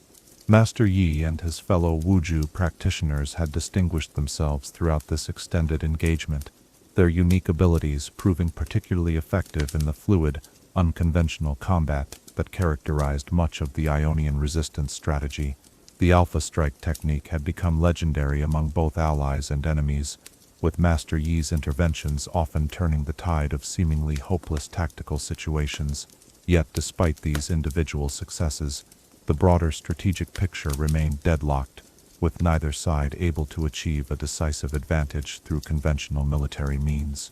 It was under these circumstances of frustrating stalemate that certain elements within the Noxian command structure began to contemplate options that went far beyond the accepted norms of warfare, even by the standards of an empire not known for its restraint in dealing with conquered peoples. Reports began to filter through intelligence networks of strange experiments being conducted in mobile laboratories that accompanied the Noxian armies, of weapons research that focused not on improving conventional armaments, but on developing entirely new categories of destructive capability. The first hints of what was to come appeared in the form of reconnaissance reports describing unusual activity in the Noxian rear areas, where figures in protective clothing could be observed handling containers that seemed to require extraordinary care in their transport and storage. These observations, initially dismissed as routine military supply operations, took on sinister significance when similar containers began appearing closer to the front lines, accompanied by deployment equipment, unlike anything previously seen on any battlefield. The morning of the chemical attack dawned clear and still, with hardly a breath of wind stirring the grasslands, where both armies had maintained their watchful positions through weeks of tension and sporadic skirmishing. This unusual atmospheric calm, which might normally have been appreciated as a respite from the harsh weather that often plagued the steppes, would prove to be a crucial factor in the devastating effectiveness of the weapons that were about to be unleashed upon both military forces and the surrounding countryside. Master Yi was positioned with a forward observation unit when the first canisters were fired from concealed Noxian positions, their trajectory arcing high over the contested ground before bursting open to release clouds of yellowish-green vapor that began to spread across the battlefield with the lazy deliberation of morning fog. The initial reaction among the Ionian defenders was puzzlement rather than alarm, for the substance appeared to pose no immediate threat, and seemed almost benign as it drifted across the terrain in expanding pools of pale mist. The true horror of the situation became apparent only gradually, as soldiers on both sides of the conflict began to exhibit symptoms that defied all previous experience of battlefield injuries. The gas attacked not through dramatic explosion or visible wound, but through the simple act of breathing, turning the most fundamental necessity of life into a pathway for excruciating destruction. Those caught in the initial clouds began to cough and choke, their eyes streaming as the chemical agent burned through their respiratory systems with methodical thoroughness. Master Yi's enhanced awareness, trained through years of meditation to perceive subtle changes in his environment, allowed him to recognize the danger before many of his companions understood what was happening. The rhythmic breathing that formed such an essential part of his martial practice became a liability in the contaminated atmosphere, forcing him to make split-second decisions about whether to maintain the consciousness-altering techniques that gave him his combat advantages, or to protect himself from the toxic clouds that were rapidly expanding across the battlefield. The choice to minimize his exposure by altering his breathing patterns proved to be both wise and heartbreaking, for it allowed him to maintain enough functionality to assist others while forcing him to watch helplessly as many of his fellow warriors succumbed to the invisible enemy that their training had never prepared them to face. The disciplined formations and coordinated tactics that had served the Ionian resistance so well in conventional combat dissolved into chaos as soldiers fled the advancing chemical clouds, many of them too debilitated by exposure to mount any effective defense against the Noxian infantry that followed in the wake of the gas attack. But the true tragedy of the situation became apparent as the wind patterns shifted and the toxic clouds began to drift back toward the Noxian lines, engulfing the very soldiers who had deployed the chemical weapons along with their intended targets. The indiscriminate nature of the gas made no distinction between aggressor and defender, friend and foe, creating scenes of universal suffering that transcended the usual boundaries of military conflict. Noxian troops, confident in their tactical advantage just moments before, found themselves as helpless as their enemies when the poisoned air reached their positions. Master Yi witnessed Noxian soldiers attempting to aid their own fallen comrades with the same desperate urgency that Ionian fighters showed for their wounded, the shared experience of chemical horror, creating moments of recognition and even cooperation between enemies who had been locked in mortal combat just hours earlier. The gas had reduced both armies to the same fundamental level of human vulnerability, stripping away the ideological justifications and tactical considerations that had fueled their conflict in favor of the more basic imperative of survival. The immediate aftermath of the chemical attack transformed the battlefield into something resembling a vision from the deepest nightmares of both military commanders and the civilians they claimed to protect. Bodies lay scattered across the steppes, not in the dramatic poses of heroic combat, but in the contorted positions of those who had died, struggling for breath, their faces bearing expressions of confusion and betrayal that spoke of death, arriving through treachery rather than honorable battle. The long-term effects of the chemical exposure proved to be even more devastating than the immediate casualties, as survivors on both sides began to develop chronic ailments that would plague them for the remainder of their lives. Respiratory damage left many unable to engage in the physical activities that had once defined their existence, while other complications affected their ability to think clearly or maintain the emotional stability necessary for normal social interaction. For Master Yi, the chemical attack represented a fundamental violation of everything he had been taught about the nature of conflict and the possibility of maintaining honor even in warfare. The Wuju tradition had always emphasized that combat should be a test of skill, courage, and character, rather than a simple contest of destructive capability. The introduction of weapons that killed indiscriminately and caused suffering far beyond any tactical necessity seemed to represent a crossing of moral boundaries that could never be uncrossed. The strategic consequences of the chemical attack proved to be as complex as its immediate human cost. For while the gas had indeed broken the stalemate that had developed on the Placidium steppes, it had done so at the expense of creating conditions that neither side could truly claim as victory. The contaminated battlefield became uninhabitable for months afterward, denying its use to both advancing Noxian forces and retreating Ionian defenders, while creating a poisoned wasteland that served as a monument to the futility of pursuing military objectives without regard for their broader implications. The psychological impact of witnessing such unprecedented horror affected every participant in ways that would influence their future actions and attitudes toward warfare. Master Yi found that his enhanced awareness, which had previously allowed him to perceive the deeper patterns and connections that governed combat situations, now also made him acutely sensitive to the lingering traces of chemical contamination that would remain in the affected areas for generations to come. The retreat from the Placidium steppes took place under circumstances that bore little resemblance to the organized military movements that had characterized earlier phases of the conflict. Flee from the poisoned ground in a confused exodus that mixed soldiers from opposing sides, their shared experience of chemical horror creating temporary truces born of mutual recognition of their common humanity in the face of indiscriminate destruction. Master Yi's journey away from the contaminated battlefield provided him with ample time to contemplate the implications of what he had witnessed, both for the immediate conflict and for the broader question of what limits, if any, should govern the conduct of warfare. The chemical attack had demonstrated that technological capability alone was insufficient to determine the rightness of military action, that some victories were purchased at costs so terrible that they called into question the very meaning of triumph itself.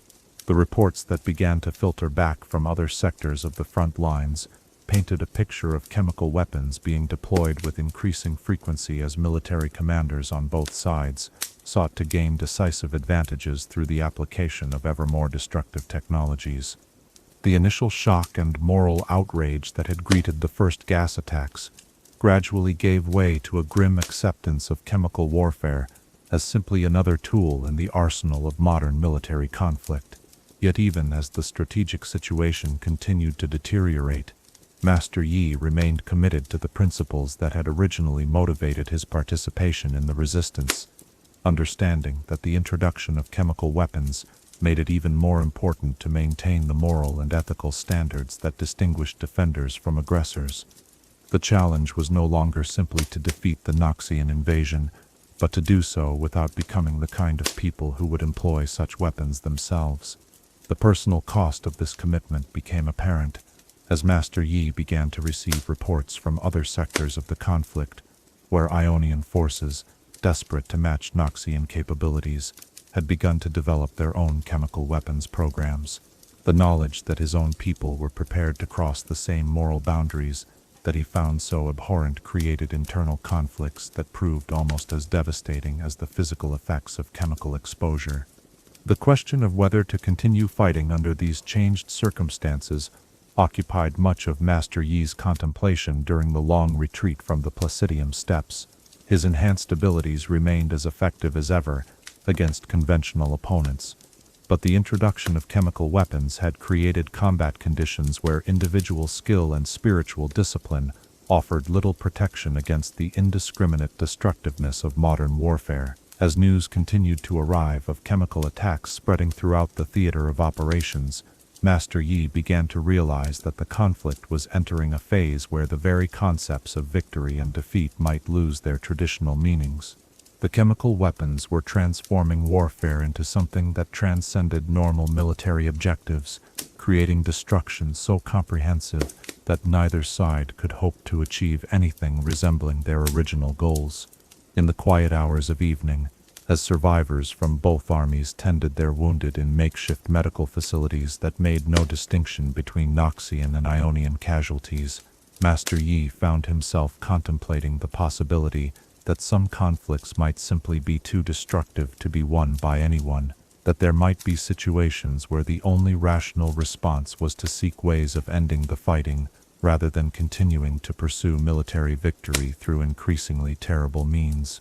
As we reflect upon this darkest chapter in Master Yi's journey, we are confronted with the terrible truth that even the most noble intentions and perfectly developed skills can prove inadequate when faced with the boundless capacity for destruction that human ingenuity can devise. The chemical attack on the Placidium steppes serves as a reminder that technological progress without moral restraint leads inevitably to consequences that poison not just the immediate battlefield, but the very possibility of achieving meaningful victory. In the silence that follows our contemplation of this poisoned triumph, we might ask ourselves, how do we maintain our commitment to principle and honor when confronted with adversaries who recognize no such limitations?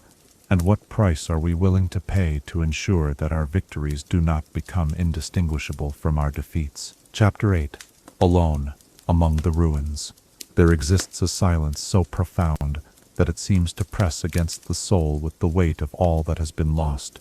A quietude that speaks not of peace but of absence so complete that even the echoes of memory struggle to find purchase in the emptiness that remains. Tonight, as we follow Master Yi on his journey home from a war that had consumed everything he held sacred, we witness the moment when a warrior's greatest victory becomes his most devastating defeat, when the successful defense of his homeland reveals itself to be nothing more than the preservation of a graveyard where his entire world once flourished. The path that led Master Yi back to the village of Wuju wound through landscapes that bore little resemblance to the verdant countryside he remembered from his departure years earlier.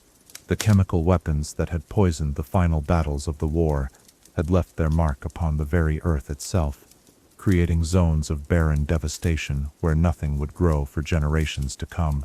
Trees that had stood as silent witnesses to centuries of human history now stood as skeletal reminders of the price that had been paid for victory, their branches bare of leaves and their bark blackened by exposure to toxins that had transformed the natural world into a monument to humanity's capacity for destruction. Yet, it was not the poisoned landscape that filled Master Yi with the greatest sense of foreboding as he approached his homeland, but rather the absence of any signs of life in regions that should have been bustling with the normal activities of rural existence. No smoke rose from farmhouse chimneys, no voices carried across the fields where farmers should have been tending their crops. No children played in the streams that had once echoed with laughter and the simple joys of peaceful existence. The silence that surrounded his journey home was not the comfortable quiet of a world at rest, but the terrible stillness of a world that had simply ceased to be. The first structures Master Yi encountered as he entered the outer boundaries of what had once been the thriving community surrounding Wuju village were the abandoned homes of farmers and craftsmen who had lived and worked in harmony with the martial artists for countless generations. These buildings stood intact but empty, their doors hanging open like mouths frozen in silent screams, their windows dark and reflecting nothing but the gray sky that seemed to press down upon the earth with oppressive weight. Inside these hollow dwellings, Master Yi discovered the remnants of lives interrupted in their most ordinary moments, meals left half-prepared on kitchen tables, children's toys scattered across floors, where small feet would never again disturb the dust that had begun to settle over everything. Books left open to pages that would never be turned by the hands that had once found comfort and wisdom in their words. The chemical attack had given the inhabitants no time for the dignity of proper departure, no opportunity to gather their most precious possessions, or bid farewell to the places that had sheltered their dreams and ambitions. As Master Yi moved deeper into the abandoned settlement, the evidence of hasty evacuation became increasingly apparent. Personal belongings lay scattered along pathways where people had dropped them in their desperate flight from the advancing clouds of poison, creating a trail of discarded memories that spoke of panic so complete that even the most basic instincts of preservation had been overwhelmed by the simple need to escape. Photographs of family gatherings, carefully crafted tools that had been passed down through generations, heirloom jewelry that had marked important life transitions, all lay abandoned like the detritus of a civilization that had simply vanished overnight. The approach to Wuju village proper filled Master Yi with a dread so profound that it seemed to drain the strength from his limbs and make each step forward an act of will that required conscious effort to maintain. The familiar landmarks that should have welcomed him home with the comfort of recognition instead served as painful reminders of all that had been lost. their unchanged appearance making the absence of human presence even more poignant and disturbing. The gates that had once stood open in welcome to students and visitors from across Ionia now hung twisted and partially melted, their metal framework warped by exposure to chemical agents that had turned even the most basic materials into grotesque sculptures of destruction. The beautiful gardens that had provided peaceful settings for meditation and contemplation were now wastelands of withered vegetation, their carefully tended plants reduced to brown skeletons that crumbled at the slightest touch. Master Yi's footsteps echoed with hollow emptiness as he walked through courtyards where the sound of training had once provided the rhythmic heartbeat of daily life. The training platforms where he had learned his earliest lessons stood unmarked by damage, but rendered infinitely more devastating by their very normalcy, their smooth surfaces waiting patiently for students who would never return to practice the forms that had been passed down through countless generations of dedicated masters.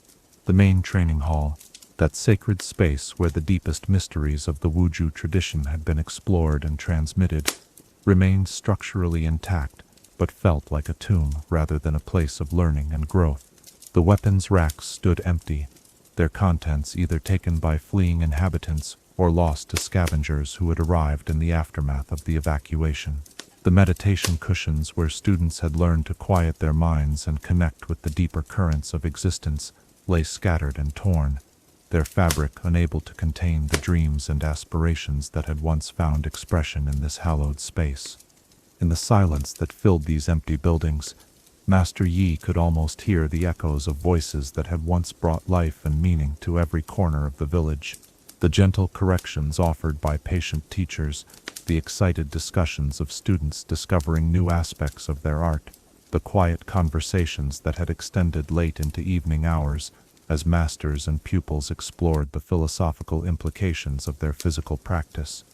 All of these sounds seemed to linger just beyond the edge of hearing, like memories that refused to accept the reality of their own extinction. The living quarters where Master Yi had spent his childhood and adolescence told their own story of interrupted existence. His own small room remained exactly as he had left it years earlier when he departed for the war, his personal belongings arranged with the careful precision that his training had instilled in all aspects of his daily life. The sight of his practice clothes folded neatly in their proper place, of books marked with passages he had been studying before the call to arms, had transformed him into a warrior, filled him with a grief so overwhelming that it threatened to collapse the emotional control that had sustained him through years of combat and hardship. Master Chen's quarters, those rooms where the elderly master had shared so much wisdom and compassion with generations of students, bore evidence of a hasty departure that spoke of the terrible urgency that had accompanied the village's final hours. Important documents lay scattered across the floor, their careful organization destroyed by the need to gather only the most essential items before fleeing the advancing chemical clouds. The master's personal effects, those small treasures that had accumulated over a lifetime of dedicated service to his art and his students, remained behind like abandoned friends waiting for a reunion that would never come. The discovery of the village's archives proved to be perhaps the most heartbreaking aspect of Master Yi's exploration of his former home. Centuries of accumulated knowledge lay in carefully organized collections that represented the intellectual and spiritual heritage of the Wuju tradition. Training manuals that documented the evolution of techniques over countless generations, philosophical treatises that explored the deeper meanings behind the physical practices, historical records that preserved the stories and achievements of legendary masters whose names had become synonymous with the highest levels of martial and spiritual accomplishment. These irreplaceable documents had been left behind, not because they were considered unimportant, but because their very volume made them impossible to transport during the emergency evacuation that had preceded the chemical attack. Master Yi found himself standing in rooms filled with the accumulated wisdom of his entire civilization, knowledge that existed nowhere else in the world, and which would be lost forever if he could not find some way to preserve and transmit it to future generations who might one day seek to understand and revive the Wuju way. The workshop areas where weapons and training equipment had been crafted with loving attention to detail revealed their own stories of interrupted creativity and abandoned projects. Half-finished swords lay on workbenches, where master smiths had been forced to abandon their craft in mid-creation, their blades forever frozen at various stages of completion, like musical compositions that would never hear their final notes. The tools of these artisans, implements that had been shaped by decades of use into perfect extensions of their creators' hands and intentions, lay arranged, as if their owners might return at any moment to continue the work that had given meaning and purpose to their lives. As Master Yi moved through the empty village, the weight of solitude began to press upon him with increasing intensity. The Wuju way had always been fundamentally communal, its techniques and philosophy designed to be shared and explored in the company of others who shared the same dedication and understanding. The idea of being the sole practitioner of an art that had flourished for centuries through the interaction of teachers and students, masters and apprentices, seemed almost incomprehensible in its implications. The realization that he was now the only living repository of the Wuju tradition brought with it a responsibility so vast that it threatened to overwhelm even his disciplined mind. Every technique he had learned, every philosophical insight he had gained, every story he had heard about the great masters of the past, all of this knowledge now resided in his memory alone, with no backup system to ensure its preservation if anything should happen to him.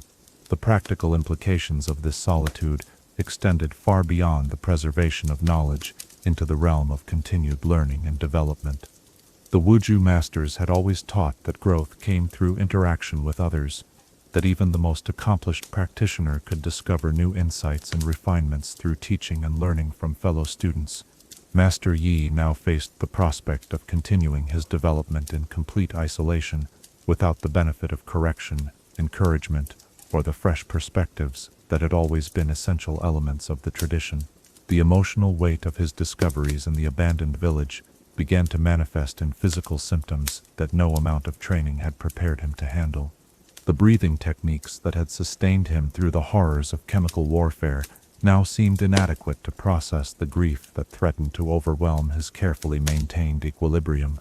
The meditation practices that had allowed him to maintain clarity and focus, even in the chaos of battle, now led him into contemplation of loss, so profound that it seemed to call into question the very meaning of survival itself. As evening approached, and the long shadows of sunset began to paint the empty courtyards in shades of gold and crimson that reminded him painfully of better times, Master Yi found himself sitting in the central meditation hall, where he had first learned to quiet his mind and connect with the deeper currents of existence. The familiar space, now silent except for the sound of his own breathing, seemed to echo with the presence of all those who were no longer there, to share in the practice that had once united them in common purpose. The night that followed was perhaps the longest of Master Yi's life, filled with dreams and memories that blurred the boundaries between past and present, between what had been and what could never be again. In the darkness of the empty village, surrounded by the ghosts of his former life, he struggled to find some way of making sense of survival that had come at such a terrible cost, some means of transforming his overwhelming grief into a foundation for whatever future might still be possible. The dawn that eventually broke over the ruins of Wuju village found Master Yi changed in ways that went far beyond the physical exhaustion of his sleepless night. The young warrior who had left his home to fight for the preservation of his people's way of life had been replaced by something more complex and tragic, a guardian of memories, a keeper of traditions that existed nowhere else in the world, a living bridge between a glorious past and an uncertain future that would have to be built from the fragments of what remained. In the gentle light of morning, as Master Yi began the process of deciding what could be salvaged from the ruins of his former life, and what would have to be left behind as monuments to loss that could never be recovered, the full magnitude of his transformation became apparent. He was no longer simply a martial artist or even a master of ancient techniques, but something unprecedented in the long history of the Wuju tradition, its sole surviving embodiment, its final living expression, its only hope for continuity in a world that had proven capable of destroying centuries of accumulated wisdom in a matter of hours. As we sit in contemplation of this profound solitude, this weight of preservation that fell upon one man's shoulders when an entire civilization was reduced to memory and ruins, we are reminded that sometimes survival itself becomes a form of sacred duty, a responsibility that transcends personal desires and transforms individual existence into something larger and more meaningful than any single life could otherwise contain. In the silence that follows our witness to this ultimate loss, we might ask ourselves, how do we find the strength to continue when everything we have loved and worked for has been taken from us? And what responsibilities do we bear to preserve and transmit the precious knowledge that might otherwise be lost forever? Chapter 9. The Burden of Preservation. In the depths of loss, so complete that it threatens to swallow not just the present, but the past and future as well, there sometimes emerges a purpose so profound that it transforms the very nature of existence itself, converting personal tragedy into sacred mission and individual survival into a responsibility that transcends the boundaries of a single lifetime. Tonight, as we witness Master Yi's emergence from the ruins of everything he once knew, we explore how the weight of being civilization's final guardian can either crush the spirit beneath its magnitude or forge it into something stronger and more enduring than anything that came before. The days that followed Master Yi's initial discovery of the abandoned village passed in a haze of activity that served as much to postpone the full emotional reckoning with his situation as to accomplish any practical goals. He moved through the empty buildings with methodical precision, cataloging what remained and assessing what might be salvaged from the wreckage of his former life. Yet beneath this surface efficiency lay a struggle of titanic proportions as he grappled with questions that had no easy answers and responsibilities that seemed to stretch far beyond what any individual could hope to bear. The first and most immediate challenge was simply deciding what aspects of the Wuju tradition were most essential to preserve. Standing in the archive rooms surrounded by centuries of accumulated knowledge, Master Yi faced choices that would have been unthinkable under normal circumstances. Which texts contained the most fundamental principles? Which training manuals documented techniques that existed nowhere else? Which philosophical treatises captured the essential spirit of the Wuju way? Every decision to save one document meant leaving another to the gradual decay that would inevitably claim anything left behind in the abandoned village. The practical limitations of what one person could carry and protect forced Master Yi to develop a system of priorities that weighed not just the obvious importance of different materials, but their potential for transmission to future generations. Technical manuals that described specific sword forms might be invaluable for preserving the physical aspects of the art, but philosophical writings that explored the underlying principles might prove more essential for helping new students understand the deeper purposes that gave those forms their meaning and significance.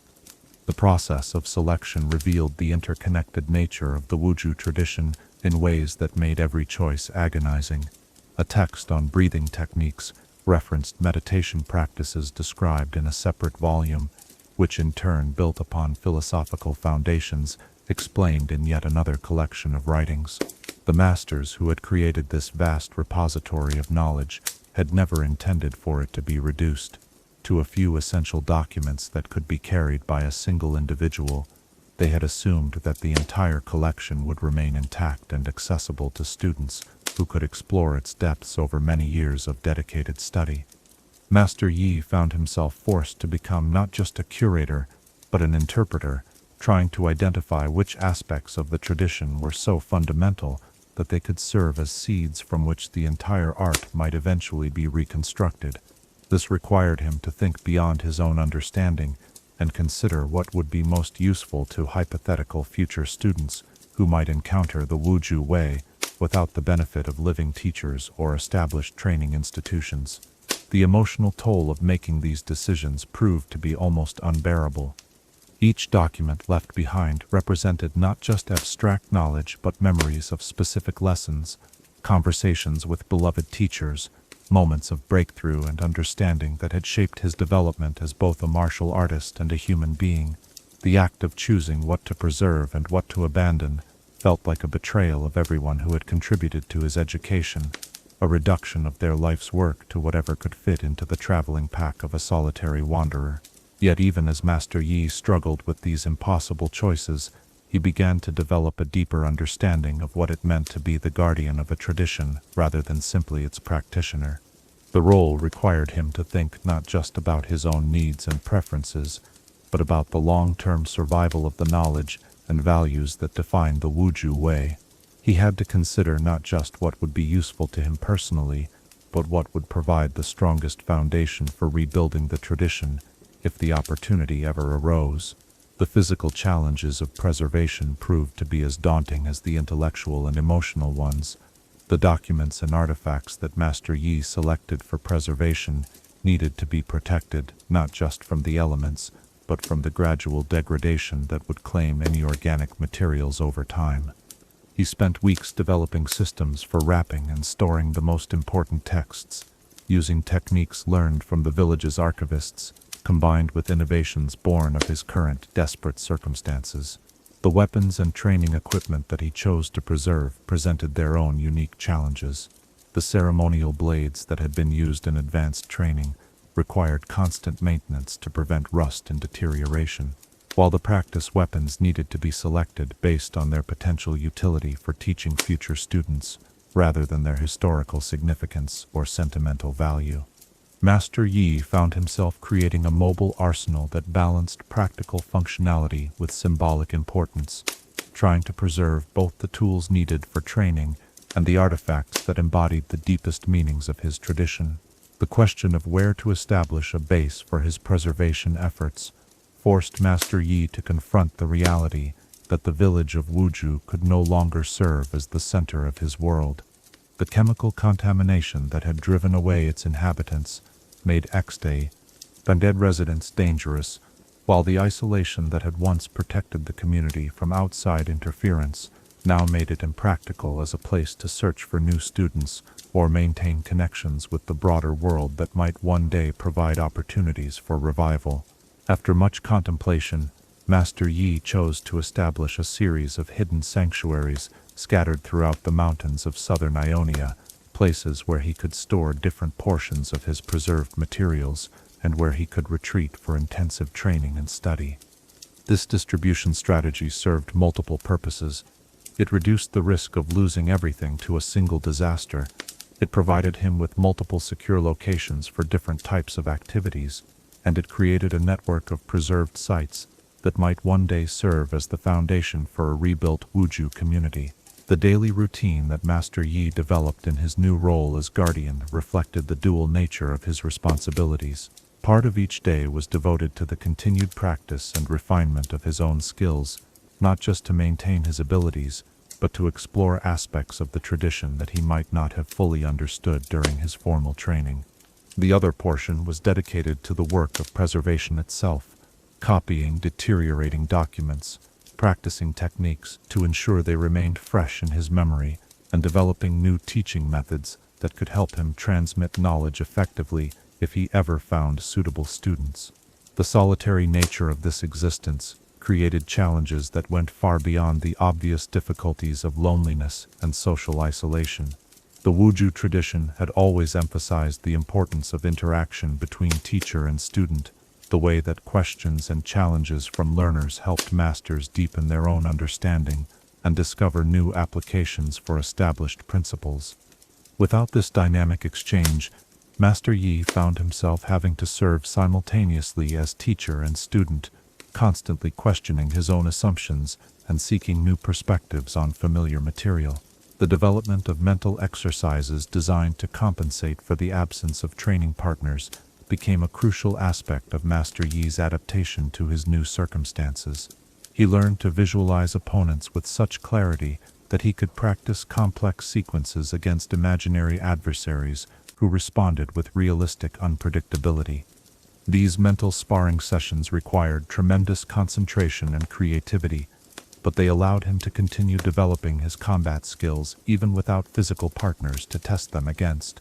The philosophical implications of being the sole practitioner of an art that had flourished through community interaction forced Master Yi to explore questions that had never arisen during the centuries when the Wuju tradition had been transmitted through normal teacher-student relationships. How could he ensure that his own interpretations and emphases didn't gradually distort the tradition beyond recognition? How could he maintain objectivity about his own development without the feedback that came from working with peers and instructors? How could he preserve not just the techniques and knowledge, but the spirit of inquiry and growth that had kept the tradition vital and evolving? These concerns led Master Yi to develop elaborate systems of self-correction and verification, methods for testing his understanding against the written records and checking his memory against documented sources. He created detailed journals that recorded not just his daily practice but his thoughts and interpretations, hoping that future students might benefit from understanding not just what he had preserved, but how his own thinking had evolved during his years as guardian. The emotional challenges of his isolation proved to be as demanding as the intellectual ones. The absence of human contact and shared purpose created a form of psychological stress that his training had not prepared him to handle. The meditation techniques that had once brought him peace and clarity now sometimes led him into contemplation of loss so profound that it threatened to overwhelm his capacity for meaningful action. He had to learn new forms of mental discipline designed specifically to cope with the unique stresses of his situation. The development of what might be called a relationship with the tradition itself became essential for Master Yi's psychological survival. He learned to think of the knowledge and techniques he preserved not as abstract information, but as living connections to the masters and students who had come before him. In his daily practice, he consciously invoked the presence of his teachers, performing forms not just as physical exercises, but as acts of communion with those who had shaped his understanding and who depended upon him for their continued existence in the world. The weight of responsibility that accompanied this role as guardian manifested in physical symptoms that required careful management. The stress of knowing that centuries of accumulated wisdom depended upon his memory and vigilance created tension that affected his sleep, his appetite, and even his ability to perform the martial techniques that were central to his identity. He had to develop new approaches to self-care that addressed not just the normal needs of a warrior, but the unique stresses of someone carrying an entire civilization's heritage. The question of whether to seek out other survivors of the chemical attacks that had devastated southern Ionia occupied much of Master Yi's attention during his first years as guardian. Part of him desperately wanted to discover that others had escaped the destruction and might be able to share the burden of preservation, while another part feared that the act of searching would take him away from the essential work of maintaining and developing the tradition itself. The few contacts he did make with other survivors proved to be both heartening and heartbreaking. While it was comforting to discover that he was not completely alone in the world, these encounters also made clear that none of the other survivors possessed the deep knowledge of the Wuju tradition that would be necessary to serve as effective partners in preservation efforts. They could provide companionship and emotional support, but they could not share the specific burden of keeping alive the martial and philosophical heritage that had defined his life. The gradual acceptance of his role as sole guardian marked a crucial transition in Master Yi's psychological and spiritual development. Rather than continuing to struggle against the isolation and responsibility that circumstances had thrust upon him, he began to find ways of embracing these conditions as opportunities for growth and service that went beyond anything he could have achieved under normal circumstances. The burden of preservation transformed from a crushing weight into a form of sacred duty that gave new meaning and purpose to his existence. The development of long-term strategies for potential transmission of the tradition required Master Yi to think far beyond his own lifetime and consider scenarios that might unfold decades or even centuries in the future. He created multiple copies of the most essential documents and hid them in different locations, established coded systems that might help future discoverers understand the significance of what they found, and developed simplified training programs that could serve as entry points for students who might encounter the Wuju way without the benefit of formal instruction. As Master Yi settled into his role as guardian, he began to understand that preservation was not simply a matter of maintaining what had existed before, but of allowing the tradition to continue evolving in response to new circumstances and challenges. His own innovations and adaptations, born of necessity and isolation, were becoming part of the living tradition rather than departures from it. The Wuju way that he would eventually pass on to future generations would be both faithful to its origins and transformed by his unique experience as its sole practitioner. In the quiet moments of evening meditation, as Master Yi sat surrounded by the rescued treasures of his civilization and contemplated the vast responsibility that had become the defining characteristic of his existence, he sometimes found a peace that transcended even the profound sadness of his situation. He had become something unprecedented in the history of his tradition, not just a master of the Wuju way, but its living embodiment, its memory made flesh, its promise of continuity in a world that had proven capable of destroying everything except the determination of one individual to keep the flame of knowledge burning. As we contemplate this transformation of personal tragedy into sacred mission, we are reminded that the greatest responsibilities are often those we never choose, but accept because they choose us, because circumstances demand that we become more than we ever imagined possible in service of something larger than our individual desires and limitations. In the stillness that follows our witness to this profound dedication, we might ask ourselves, what knowledge, what values, what precious aspects of human achievement are we called to preserve in our own lives? And how do we find the strength to carry responsibilities that extend far beyond our own immediate needs and desires? Chapter 10. Wukong, the Aspiring Student. In the depths of solitude where hope has become little more than a distant memory, and the prospect of companionship seems as impossible as resurrection of the dead, sometimes the universe conspires to deliver exactly what is needed most in the form that is least expected. Tonight, as we witness a pivotal moment in Master Yi's journey as the guardian of ancient wisdom, we encounter the arrival of a student whose enthusiasm and natural ability would rekindle possibilities that had seemed forever extinguished, though not without presenting challenges that would test both teacher and pupil in ways that neither could have anticipated. The first sign that Master Yi's isolation was about to be interrupted came not through any human agency, but through subtle disturbances in the natural rhythm of the forest that surrounded one of his hidden sanctuaries. His years of solitary practice had sharpened his awareness to levels that bordered on the supernatural, allowing him to detect changes in the environment that would have been invisible to ordinary perception. The way birds altered their flight patterns, the manner in which small animals modified their foraging routes, the almost imperceptible shift in the energy that flowed through the trees themselves, all of these signs indicated the presence of something unusual moving through his carefully chosen refuge. At first, Master Yi assumed that his sanctuary had been discovered by bandits, or perhaps refugees from the ongoing conflicts that continued to plague the recovering regions of Ionia. His defensive preparations reflected the caution of someone who had learned, through bitter experience, that strangers could pose threats to both his physical safety and the precious knowledge he had dedicated his life to protecting. The martial skills that had been honed through years of combat and further refined through solitary practice ensured that he would be ready for whatever challenges might emerge from the forest's depths. What emerged from the undergrowth, however, was unlike anything that Master Yi's extensive experience had prepared him to encounter. The figure that stepped into the clearing where he conducted his morning meditation was clearly not human, yet neither was it any of the dangerous creatures that occasionally wandered down from the higher mountain regions.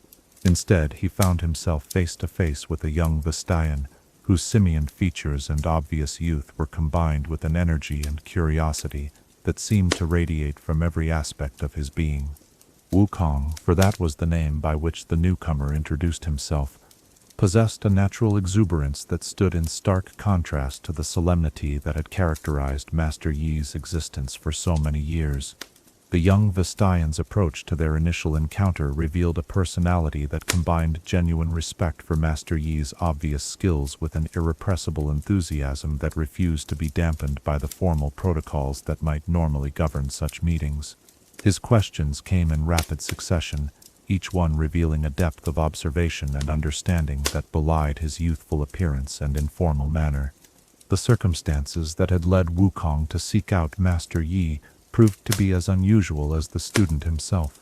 The young Vestayan had heard stories of the legendary warrior who had survived the chemical attacks that devastated southern Ionia, tales that had grown in the telling until they approached the status of myth rather than historical fact. Yet Wukong's interest went beyond mere curiosity about Master Yi's combat abilities.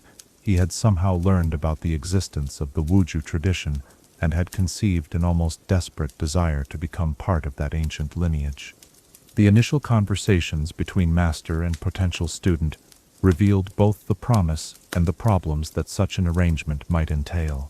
Wukong's natural athletic ability was immediately apparent. His movements displayed a fluid grace that spoke of excellent coordination and an intuitive understanding of balance and timing that would serve him well in martial training. His questions about the philosophical aspects of the Wuju way demonstrated an intelligence and thoughtfulness that went far beyond what his playful demeanor might initially suggest. Yet there were also significant obstacles to overcome before Master Yi could seriously consider accepting Wukong as a student.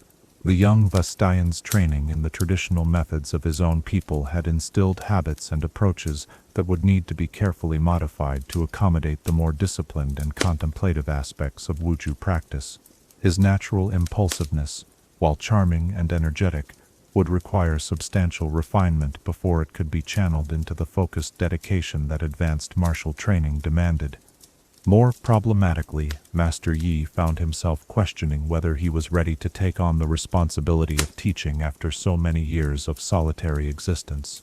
The role of instructor required not just technical knowledge but emotional availability and pedagogical skills that might have atrophied during his extended isolation.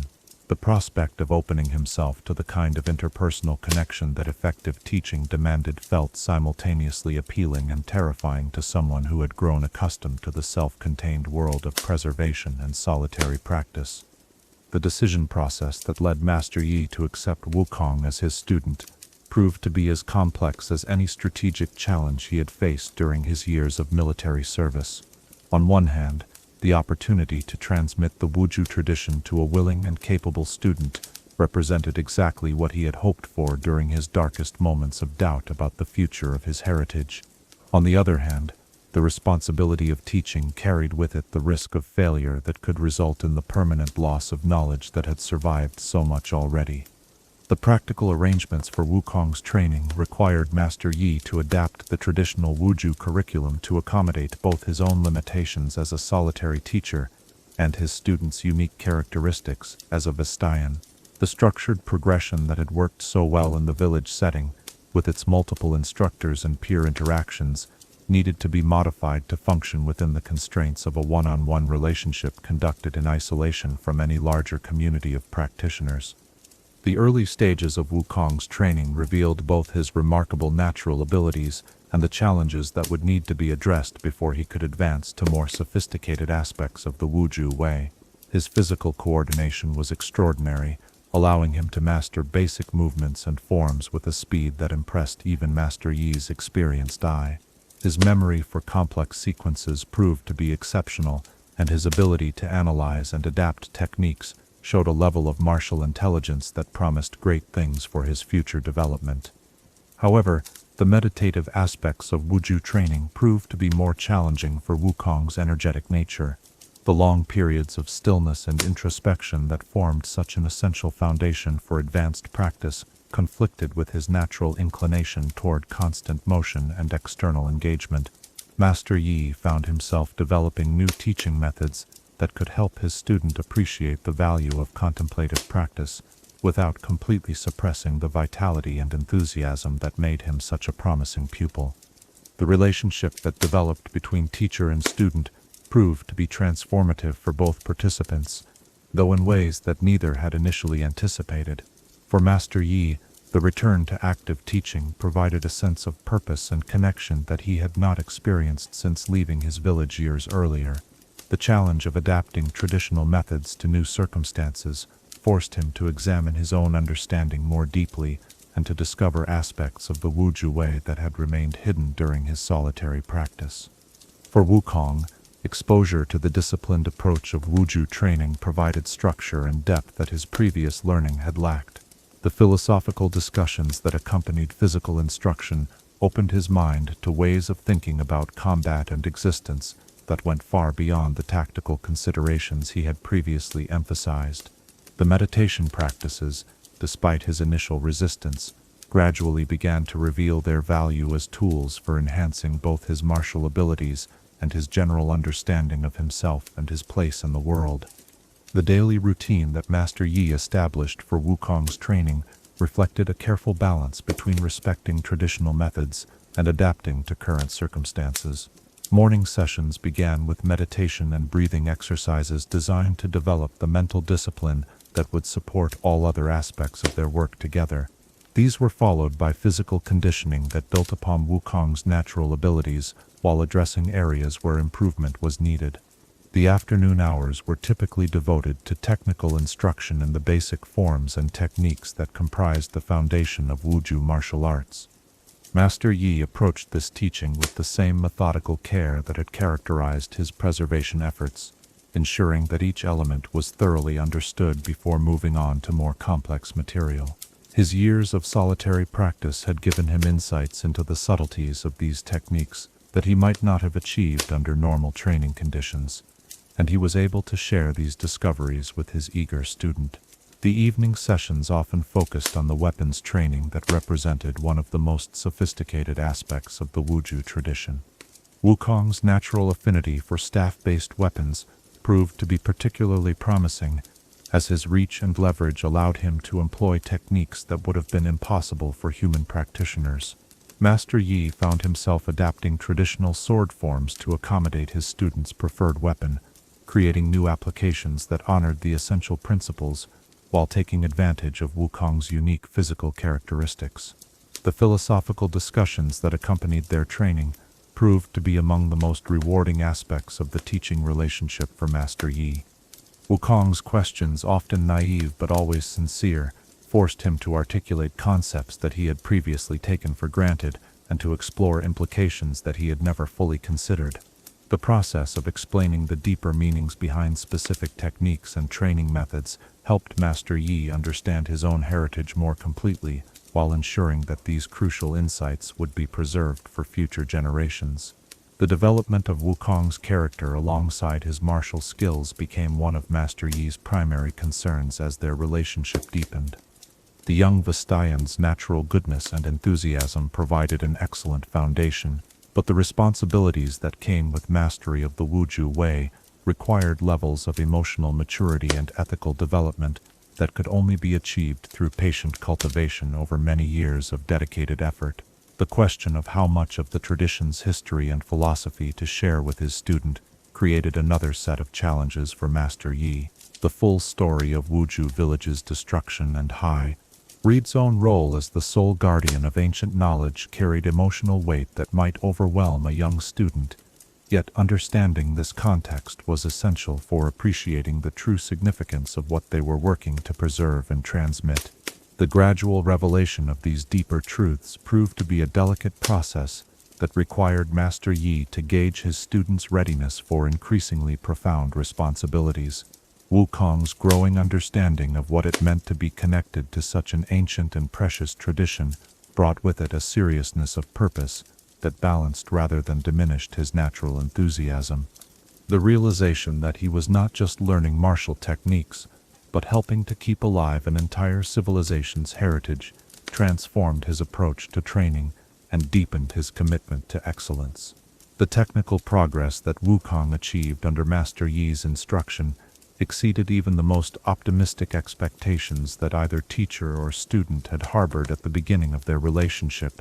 The young Vistayan's natural abilities, when combined with the disciplined training methods of the Wuju tradition, produced results that reminded Master Yi of the legendary masters whose stories had inspired his own early development. Wukong's staff work, in particular, achieved levels of fluidity and precision that approached art as much as martial technique. The emotional bond that developed between teacher and student provided both participants with forms of healing that went far beyond what either had thought possible.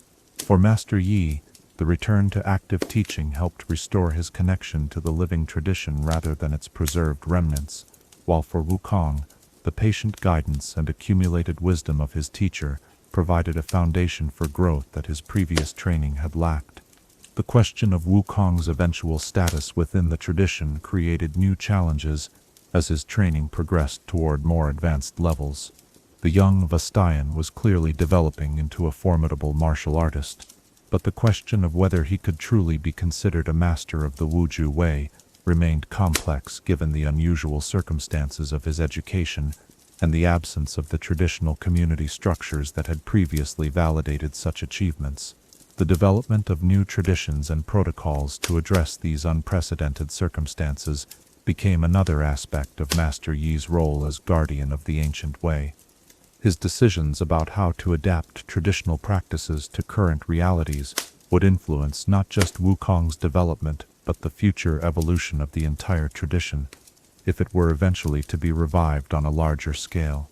As their training relationship matured and Wukong's abilities approached those of a fully qualified practitioner, Master Yi began to contemplate the possibility that he might not always be alone in carrying the burden of preservation. The prospect of having a true partner in the work of maintaining and transmitting the Wuju heritage offered hope for continuity that went far beyond what any single individual could achieve, regardless of their dedication and skill. In the quiet moments of shared meditation that had become a regular part of their evening routine, Master Yi often reflected on the profound changes that Wukong's arrival had brought to his existence. The young Vistayan's presence had transformed his isolated sanctuary from a repository of memories into a living training ground where ancient knowledge could once again find expression in the relationship between teacher and student.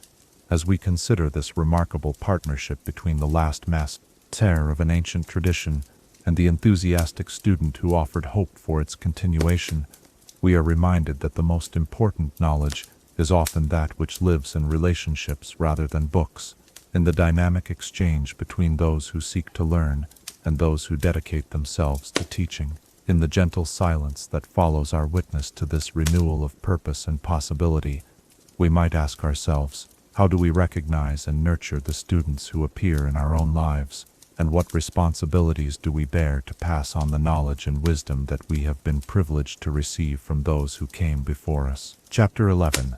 The Meditative Warrior's Path.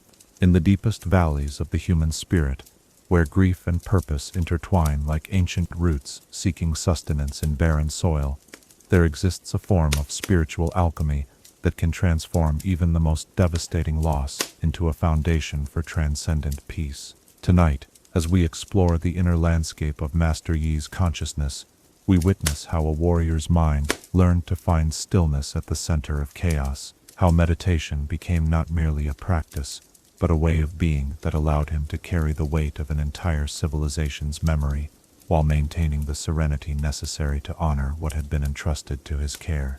The path that led Master Yi to his current state of meditative mastery had been forged through trials that would have broken lesser spirits and refined through daily practice that extended far beyond the formal sitting sessions that most people associate with contemplative discipline.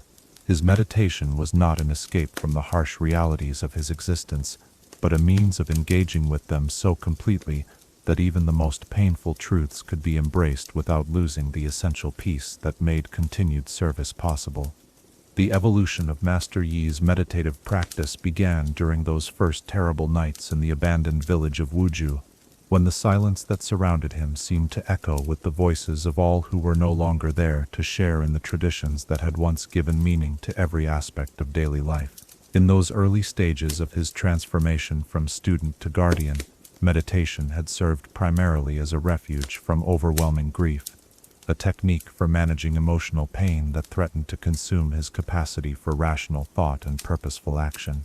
But as the months and years passed, Master Yi's relationship with contemplative practice deepened and evolved in ways that reflected both the unique circumstances of his situation and the natural progression that occurs when someone dedicates themselves completely to the exploration of consciousness itself. The meditation that had begun as a survival strategy gradually transformed into something approaching a direct communion with the essential nature of existence, a state of awareness that transcended the normal boundaries between self and world, between past and present, between what had been lost and what might yet be found. The physical aspects of Master Yi's meditative practice had been necessarily adapted to accommodate the realities of his life as a solitary guardian constantly prepared for potential threats to his safety and the precious knowledge he protected. Traditional seated meditation, while still an important part of his routine, had been supplemented by moving meditations that could be maintained even during periods of travel or while conducting the practical activities necessary for survival in his mountain sanctuaries. These walking meditations, performed along familiar paths that wound through the forests surrounding his hidden refuges, allowed Master Yi to maintain the heightened awareness that meditation cultivated while remaining alert to changes in his environment that might signal approaching danger. His footsteps fell into rhythmic patterns that synchronized with his breathing and heartbeat, creating a harmony between internal and external movement that reflected the fundamental Wuju principle of unity between mind, body, and spirit. The breathing techniques that formed such an essential component of Master Yi's meditative arsenal had evolved far beyond the basic exercises taught to beginning students in the traditional Wuju curriculum. Years of solitary practice had allowed him to explore subtle variations and advanced applications that few practitioners in the art's long history had ever had the opportunity to develop. His breathwork could now induce states of consciousness that ranged from heightened alertness, suitable for combat situations, to profound tranquility that approached the dissolution of individual identity itself. The most remarkable aspect of Master Yi's breathing practice was its seamless integration with his martial arts training. The same respiratory patterns that supported deep meditative states could be instantly modified to enhance his physical capabilities in combat, creating a unified system where spiritual practice and warrior skills reinforced rather than competed with each other. This synthesis represented one of the highest achievements of the Wuju tradition, a level of integration that had been theoretical for most practitioners but had become practical reality through Master Yi's unique circumstances and dedication. The mental disciplines that Master Yi had developed through years of contemplative practice enabled him to maintain clarity and focus, even when confronted with memories so painful that they threatened to overwhelm his emotional equilibrium. His meditation had taught him to observe his own thoughts and feelings with the same detached awareness that he brought to monitoring his external environment, creating a psychological distance that allowed him to acknowledge grief without being consumed by it. This emotional regulation proved to be essential not just for his personal well-being, but for his effectiveness as the guardian of ancient knowledge. The traditions he preserved were not abstract information, but living memories of beloved teachers, cherished friends, and a way of life that had been destroyed through the callous application of technological brutality. To maintain these memories with the accuracy and reverence they deserved, Master Yi had to find ways of honoring the emotional content they carried, without allowing that emotional weight to distort his perception or judgment. The visualization techniques that had always been part of advanced Wuju training took on new dimensions and applications under the pressure of Master Yi's solitary existence. His ability to create detailed mental images of training partners allowed him to continue developing his combat skills even without physical opponents to practice against, while his capacity to visualize the faces and voices of his deceased teachers helped maintain the personal connections that gave meaning to his preservation efforts. These visualizations were not mere fantasies or wishful thinking, but carefully disciplined exercises that required tremendous mental precision and emotional courage. To successfully imagine Master Chen's presence during a training session meant not just remembering his appearance and mannerisms, but opening himself to the full weight of loss that such remembrance inevitably carried. Yet through repeated practice, Master Yi learned to maintain these connections with the past without being paralyzed by grief or nostalgia. The philosophical dimensions of Master Yi's meditative practice reflected the unique perspective that came from being simultaneously the last practitioner of an ancient tradition and its primary hope for future transmission. His contemplation of the nature of continuity and change, of preservation and evolution, of individual responsibility and cosmic purpose, had been refined through direct experience in ways that would have been impossible under normal circumstances. The question of personal identity proved to be particularly complex for someone whose individual existence had become so thoroughly intertwined with the preservation of something larger than himself. In his deepest meditative states, Master Yi sometimes found it difficult to distinguish between his own thoughts and memories and those that belonged to the tradition he carried, as if the boundaries between his personal consciousness and the collective wisdom of generations of masters had become permeable and fluid. This dissolution of conventional identity boundaries might have been alarming for someone less grounded in the philosophical principles of the Wuju way, but Master Yi understood it as a natural consequence of the profound dedication that his role required. The tradition could only survive through him by becoming part of him in ways that went far beyond mere intellectual knowledge or technical skill. His meditation had become a means of facilitating this integration, while maintaining enough sense of individual self to function effectively in the practical world. The daily rhythm of Master Yi's contemplative practice reflected both the requirements of his guardian duties and the natural cycles of energy and awareness that governed human consciousness. His pre-dawn meditation sessions, conducted in the profound silence that preceded the awakening of the natural world, provided opportunities for the deepest exploration of spiritual states that required complete freedom from external distraction. These periods of intensive contemplation often yielded insights that influenced his understanding of both the techniques he practiced and the philosophical principles that gave them meaning. The evening meditations that concluded each day served a different but equally important function, allowing Master Yi to process and integrate the experiences and observations that had accumulated during his waking hours. These sessions were less about achieving transcendent states than about maintaining the psychological balance necessary for someone carrying such extraordinary responsibilities. The act of reviewing his day with detached awareness helped him identify areas where his performance could be improved, while ensuring that mistakes or difficulties did not accumulate into patterns of dysfunction. The integration of meditation with his teaching responsibilities, particularly during his work with Wukong, created new challenges and opportunities for Master Yi's contemplative development. The need to maintain his own meditative awareness, while simultaneously monitoring and guiding his students' progress, required levels of multidimensional consciousness that pushed the boundaries of what he had previously achieved. This dual focus actually enhanced rather than diminished his meditative abilities, proving that true contemplative mastery was compatible with rather than opposed to engaged activity in the world. The relationship between Master Yi's meditation practice and his extraordinary combat abilities represented one of the most sophisticated achievements in the integration of spiritual and martial arts. The Alpha Strike technique in particular required states of consciousness that were essentially meditative in nature, though applied to the dynamic and dangerous context of actual combat. The ability to maintain perfect awareness and emotional equanimity while moving through life and death situations at superhuman speeds demanded contemplative skills that went far beyond what traditional meditation training typically addressed.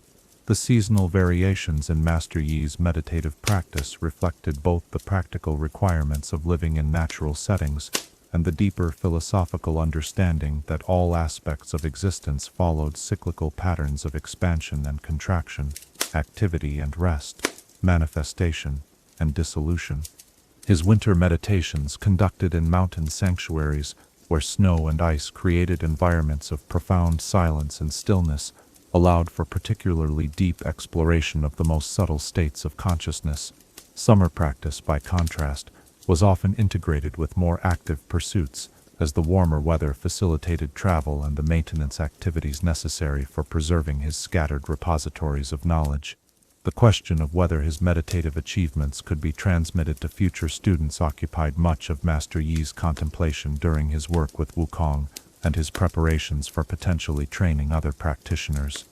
The states of consciousness he had developed through years of solitary practice under extraordinary circumstances might not be achievable for students learning under normal conditions, yet the principles and techniques that supported these achievements could certainly be shared and adapted to different situations and temperaments. The documentation of his meditative insights and methods became another aspect of Master Yi's preservation efforts, as he recognized that the contemplative dimensions of the Wuju tradition were as important as its physical techniques and philosophical teachings. The written records he created of his inner experiences would provide future students with guidance for their own exploration of consciousness, while preserving aspects of the tradition that might otherwise be lost if they existed only in the memory and personal practice of a single individual. The healing properties of Master Yi's meditation practice extended far beyond the obvious benefits of stress reduction and emotional regulation to encompass what might be called a fundamental restoration of his connection to the sacred dimensions of existence. The traumatic experiences of war and loss had threatened to destroy his faith in the essential goodness and meaning that gave purpose to spiritual and martial practice, but his contemplative discipline had gradually restored his access to sources of inspiration and renewal that transcended personal circumstances. The compassion that emerged from Master Yi's meditative practice was perhaps its most remarkable fruit, transforming what could have been bitter resentment against those responsible for destroying his world into a more universal concern for the welfare of all beings caught up in the cycles of violence and suffering that seemed to characterize so much of human existence. His meditation had taught him to see even his enemies as fellow travelers struggling with their own forms of ignorance and pain, though this understanding did not diminish his commitment to protecting the innocent or preserving the precious knowledge that had been entrusted to his care. The mystical dimensions of Master Yi's contemplative experience, while rarely discussed even in his private journals, occasionally manifested in ways that suggested connections to aspects of reality that transcended ordinary sensory perception. His meditation sometimes provided him with intuitive knowledge about distant events or future possibilities that proved remarkably accurate, though he remained cautious about relying too heavily on such insights given the importance of maintaining rational judgment in his role as guardian of ancient wisdom. The ultimate goal of Master Yi's meditative practice was not personal enlightenment or individual transcendence, but the development of whatever qualities of consciousness would best serve his function as the keeper and transmitter of the Wuju tradition. Every technique he refined, every insight he achieved, every state of awareness he cultivated was evaluated in terms of its contribution to his effectiveness in preserving and sharing the heritage that had been placed in his hands through the cruel accident of survival. As we contemplate the profound depths of consciousness that Master Yi explored through his dedicated practice, we are reminded that meditation at its highest levels is not a withdrawal from the world, but a more complete engagement with it, a way of developing the clarity and compassion necessary to serve causes larger than our immediate personal interests. In the sacred silence that follows our glimpse into these inner landscapes of awareness and dedication, we might ask ourselves, how do we cultivate in our own lives the balance between action and contemplation that allows us to remain centered and effective, even when carrying responsibilities that seem almost too great to bear? Chapter 12. Legacy of the Blade.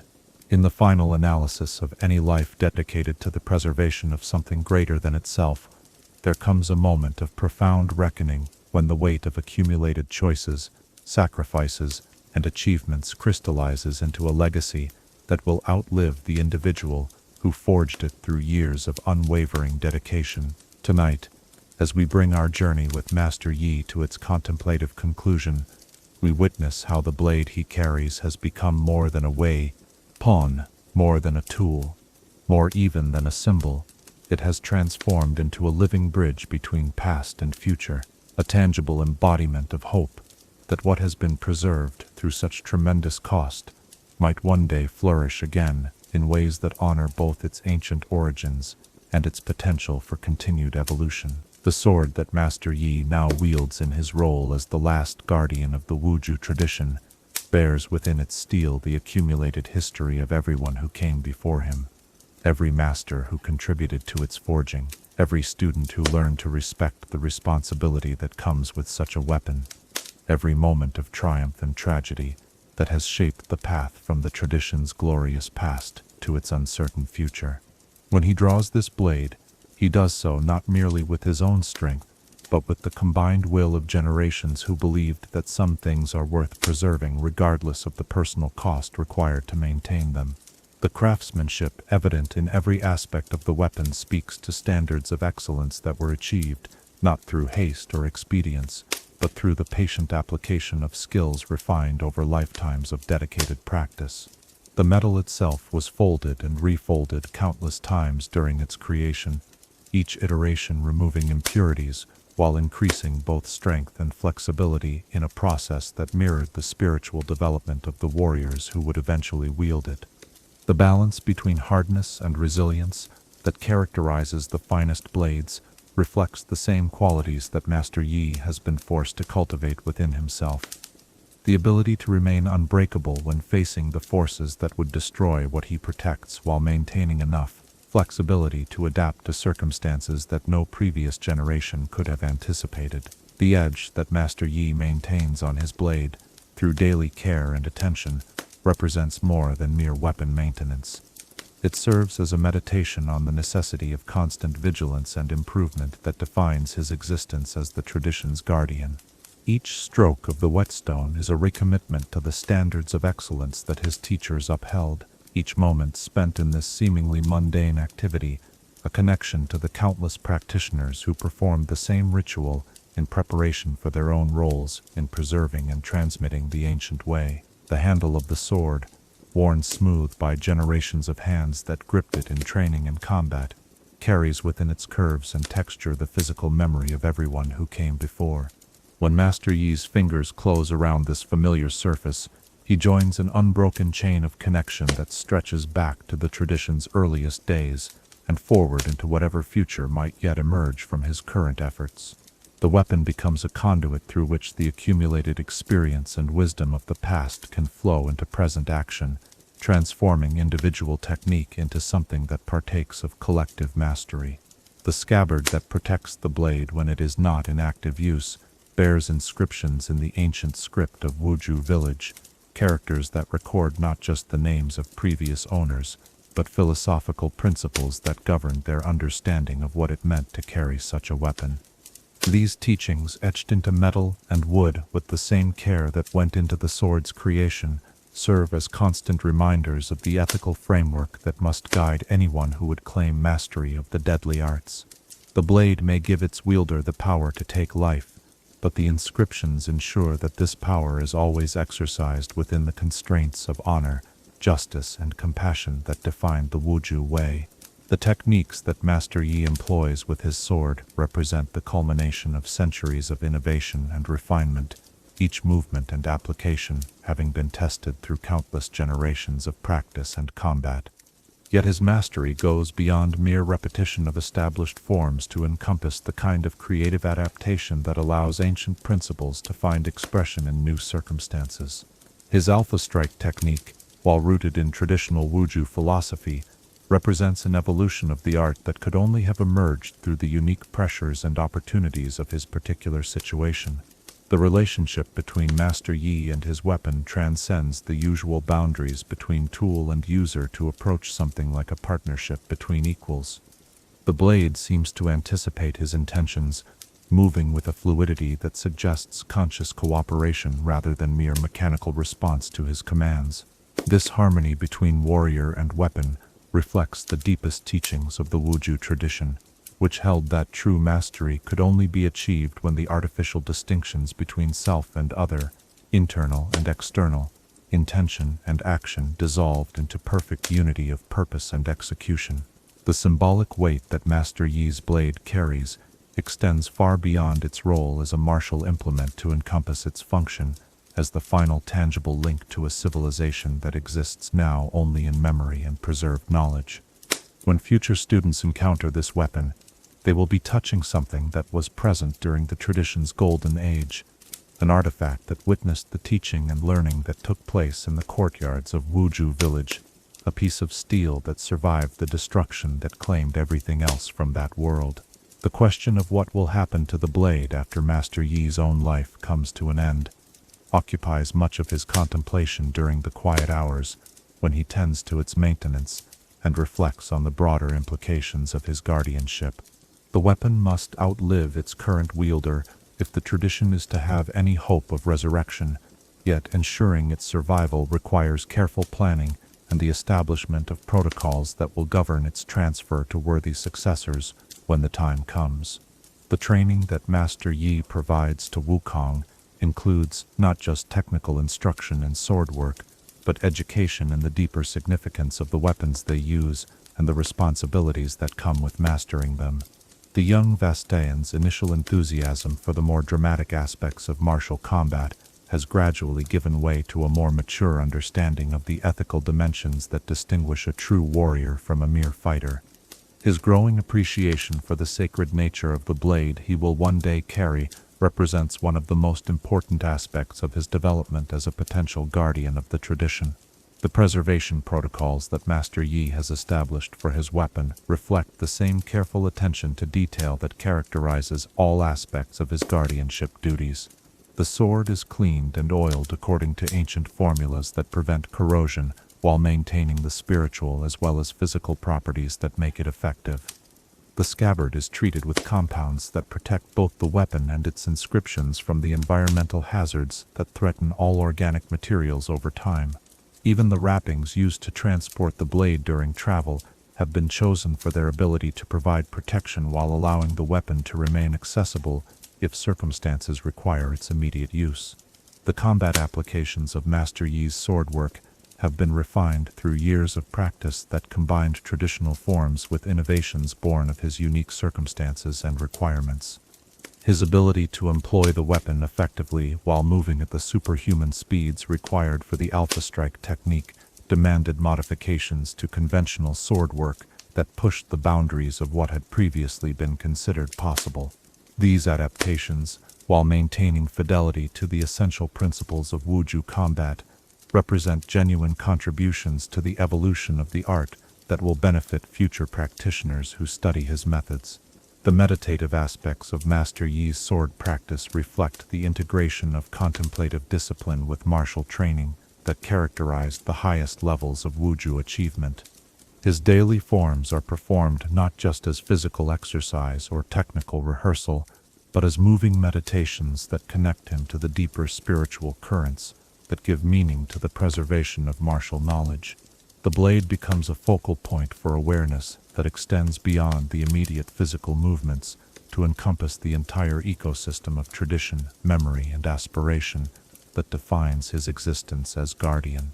The teaching applications of Master Yi's weapon demonstrate how the blade serves not just as an instrument of combat, but as an educational tool that can convey lessons about timing, distance, commitment, and consequence that would be difficult to communicate through words alone. When Wukong observes his teacher's sword work, he witnesses not just technical proficiency, but the embodiment of principles that govern all aspects of the Wuju way. The weapon becomes a text written in motion, a demonstration of philosophy made manifest through perfect execution of ancient forms.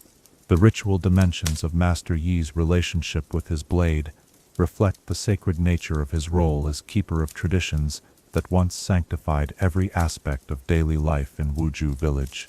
The morning ceremony in which he inspects and prepares his weapon serves as both practical maintenance and spiritual preparation for whatever challenges the day might bring. The evening ritual of cleaning and storing the blade provides an opportunity for reflection on the day's experiences and recommitment to the principles that guide his actions. The emotional significance of the weapon in Master Yi's life cannot be separated from its practical and symbolic functions. The blade represents his last physical connection to the teachers who shaped his development, the fellow students who shared his early training, the way of life that was destroyed in the chemical attacks that devastated his homeland. When he holds the sword, he maintains a tangible link to all that has been lost while affirming his commitment to ensuring that the destruction was not complete and final.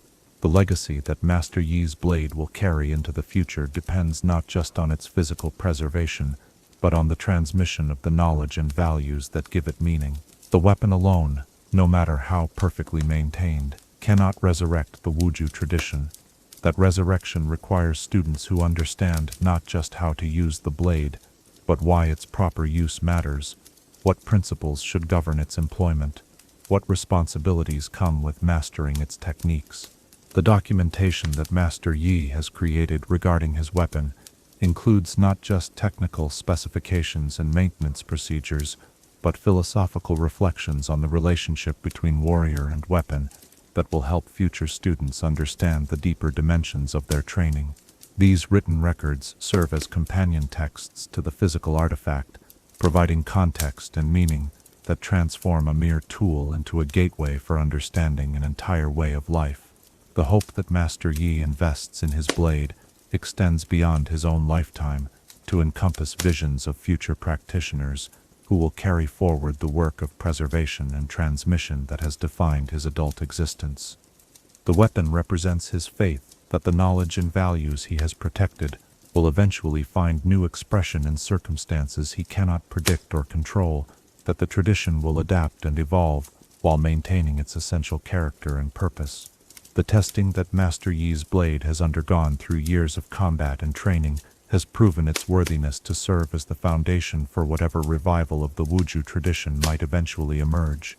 The weapon has been refined through use in ways that go beyond its original creation, tempered by experiences that have added to rather than diminished its essential qualities. Like the tradition it represents, the blade has grown stronger rather than weaker through exposure to the challenges that tested its integrity.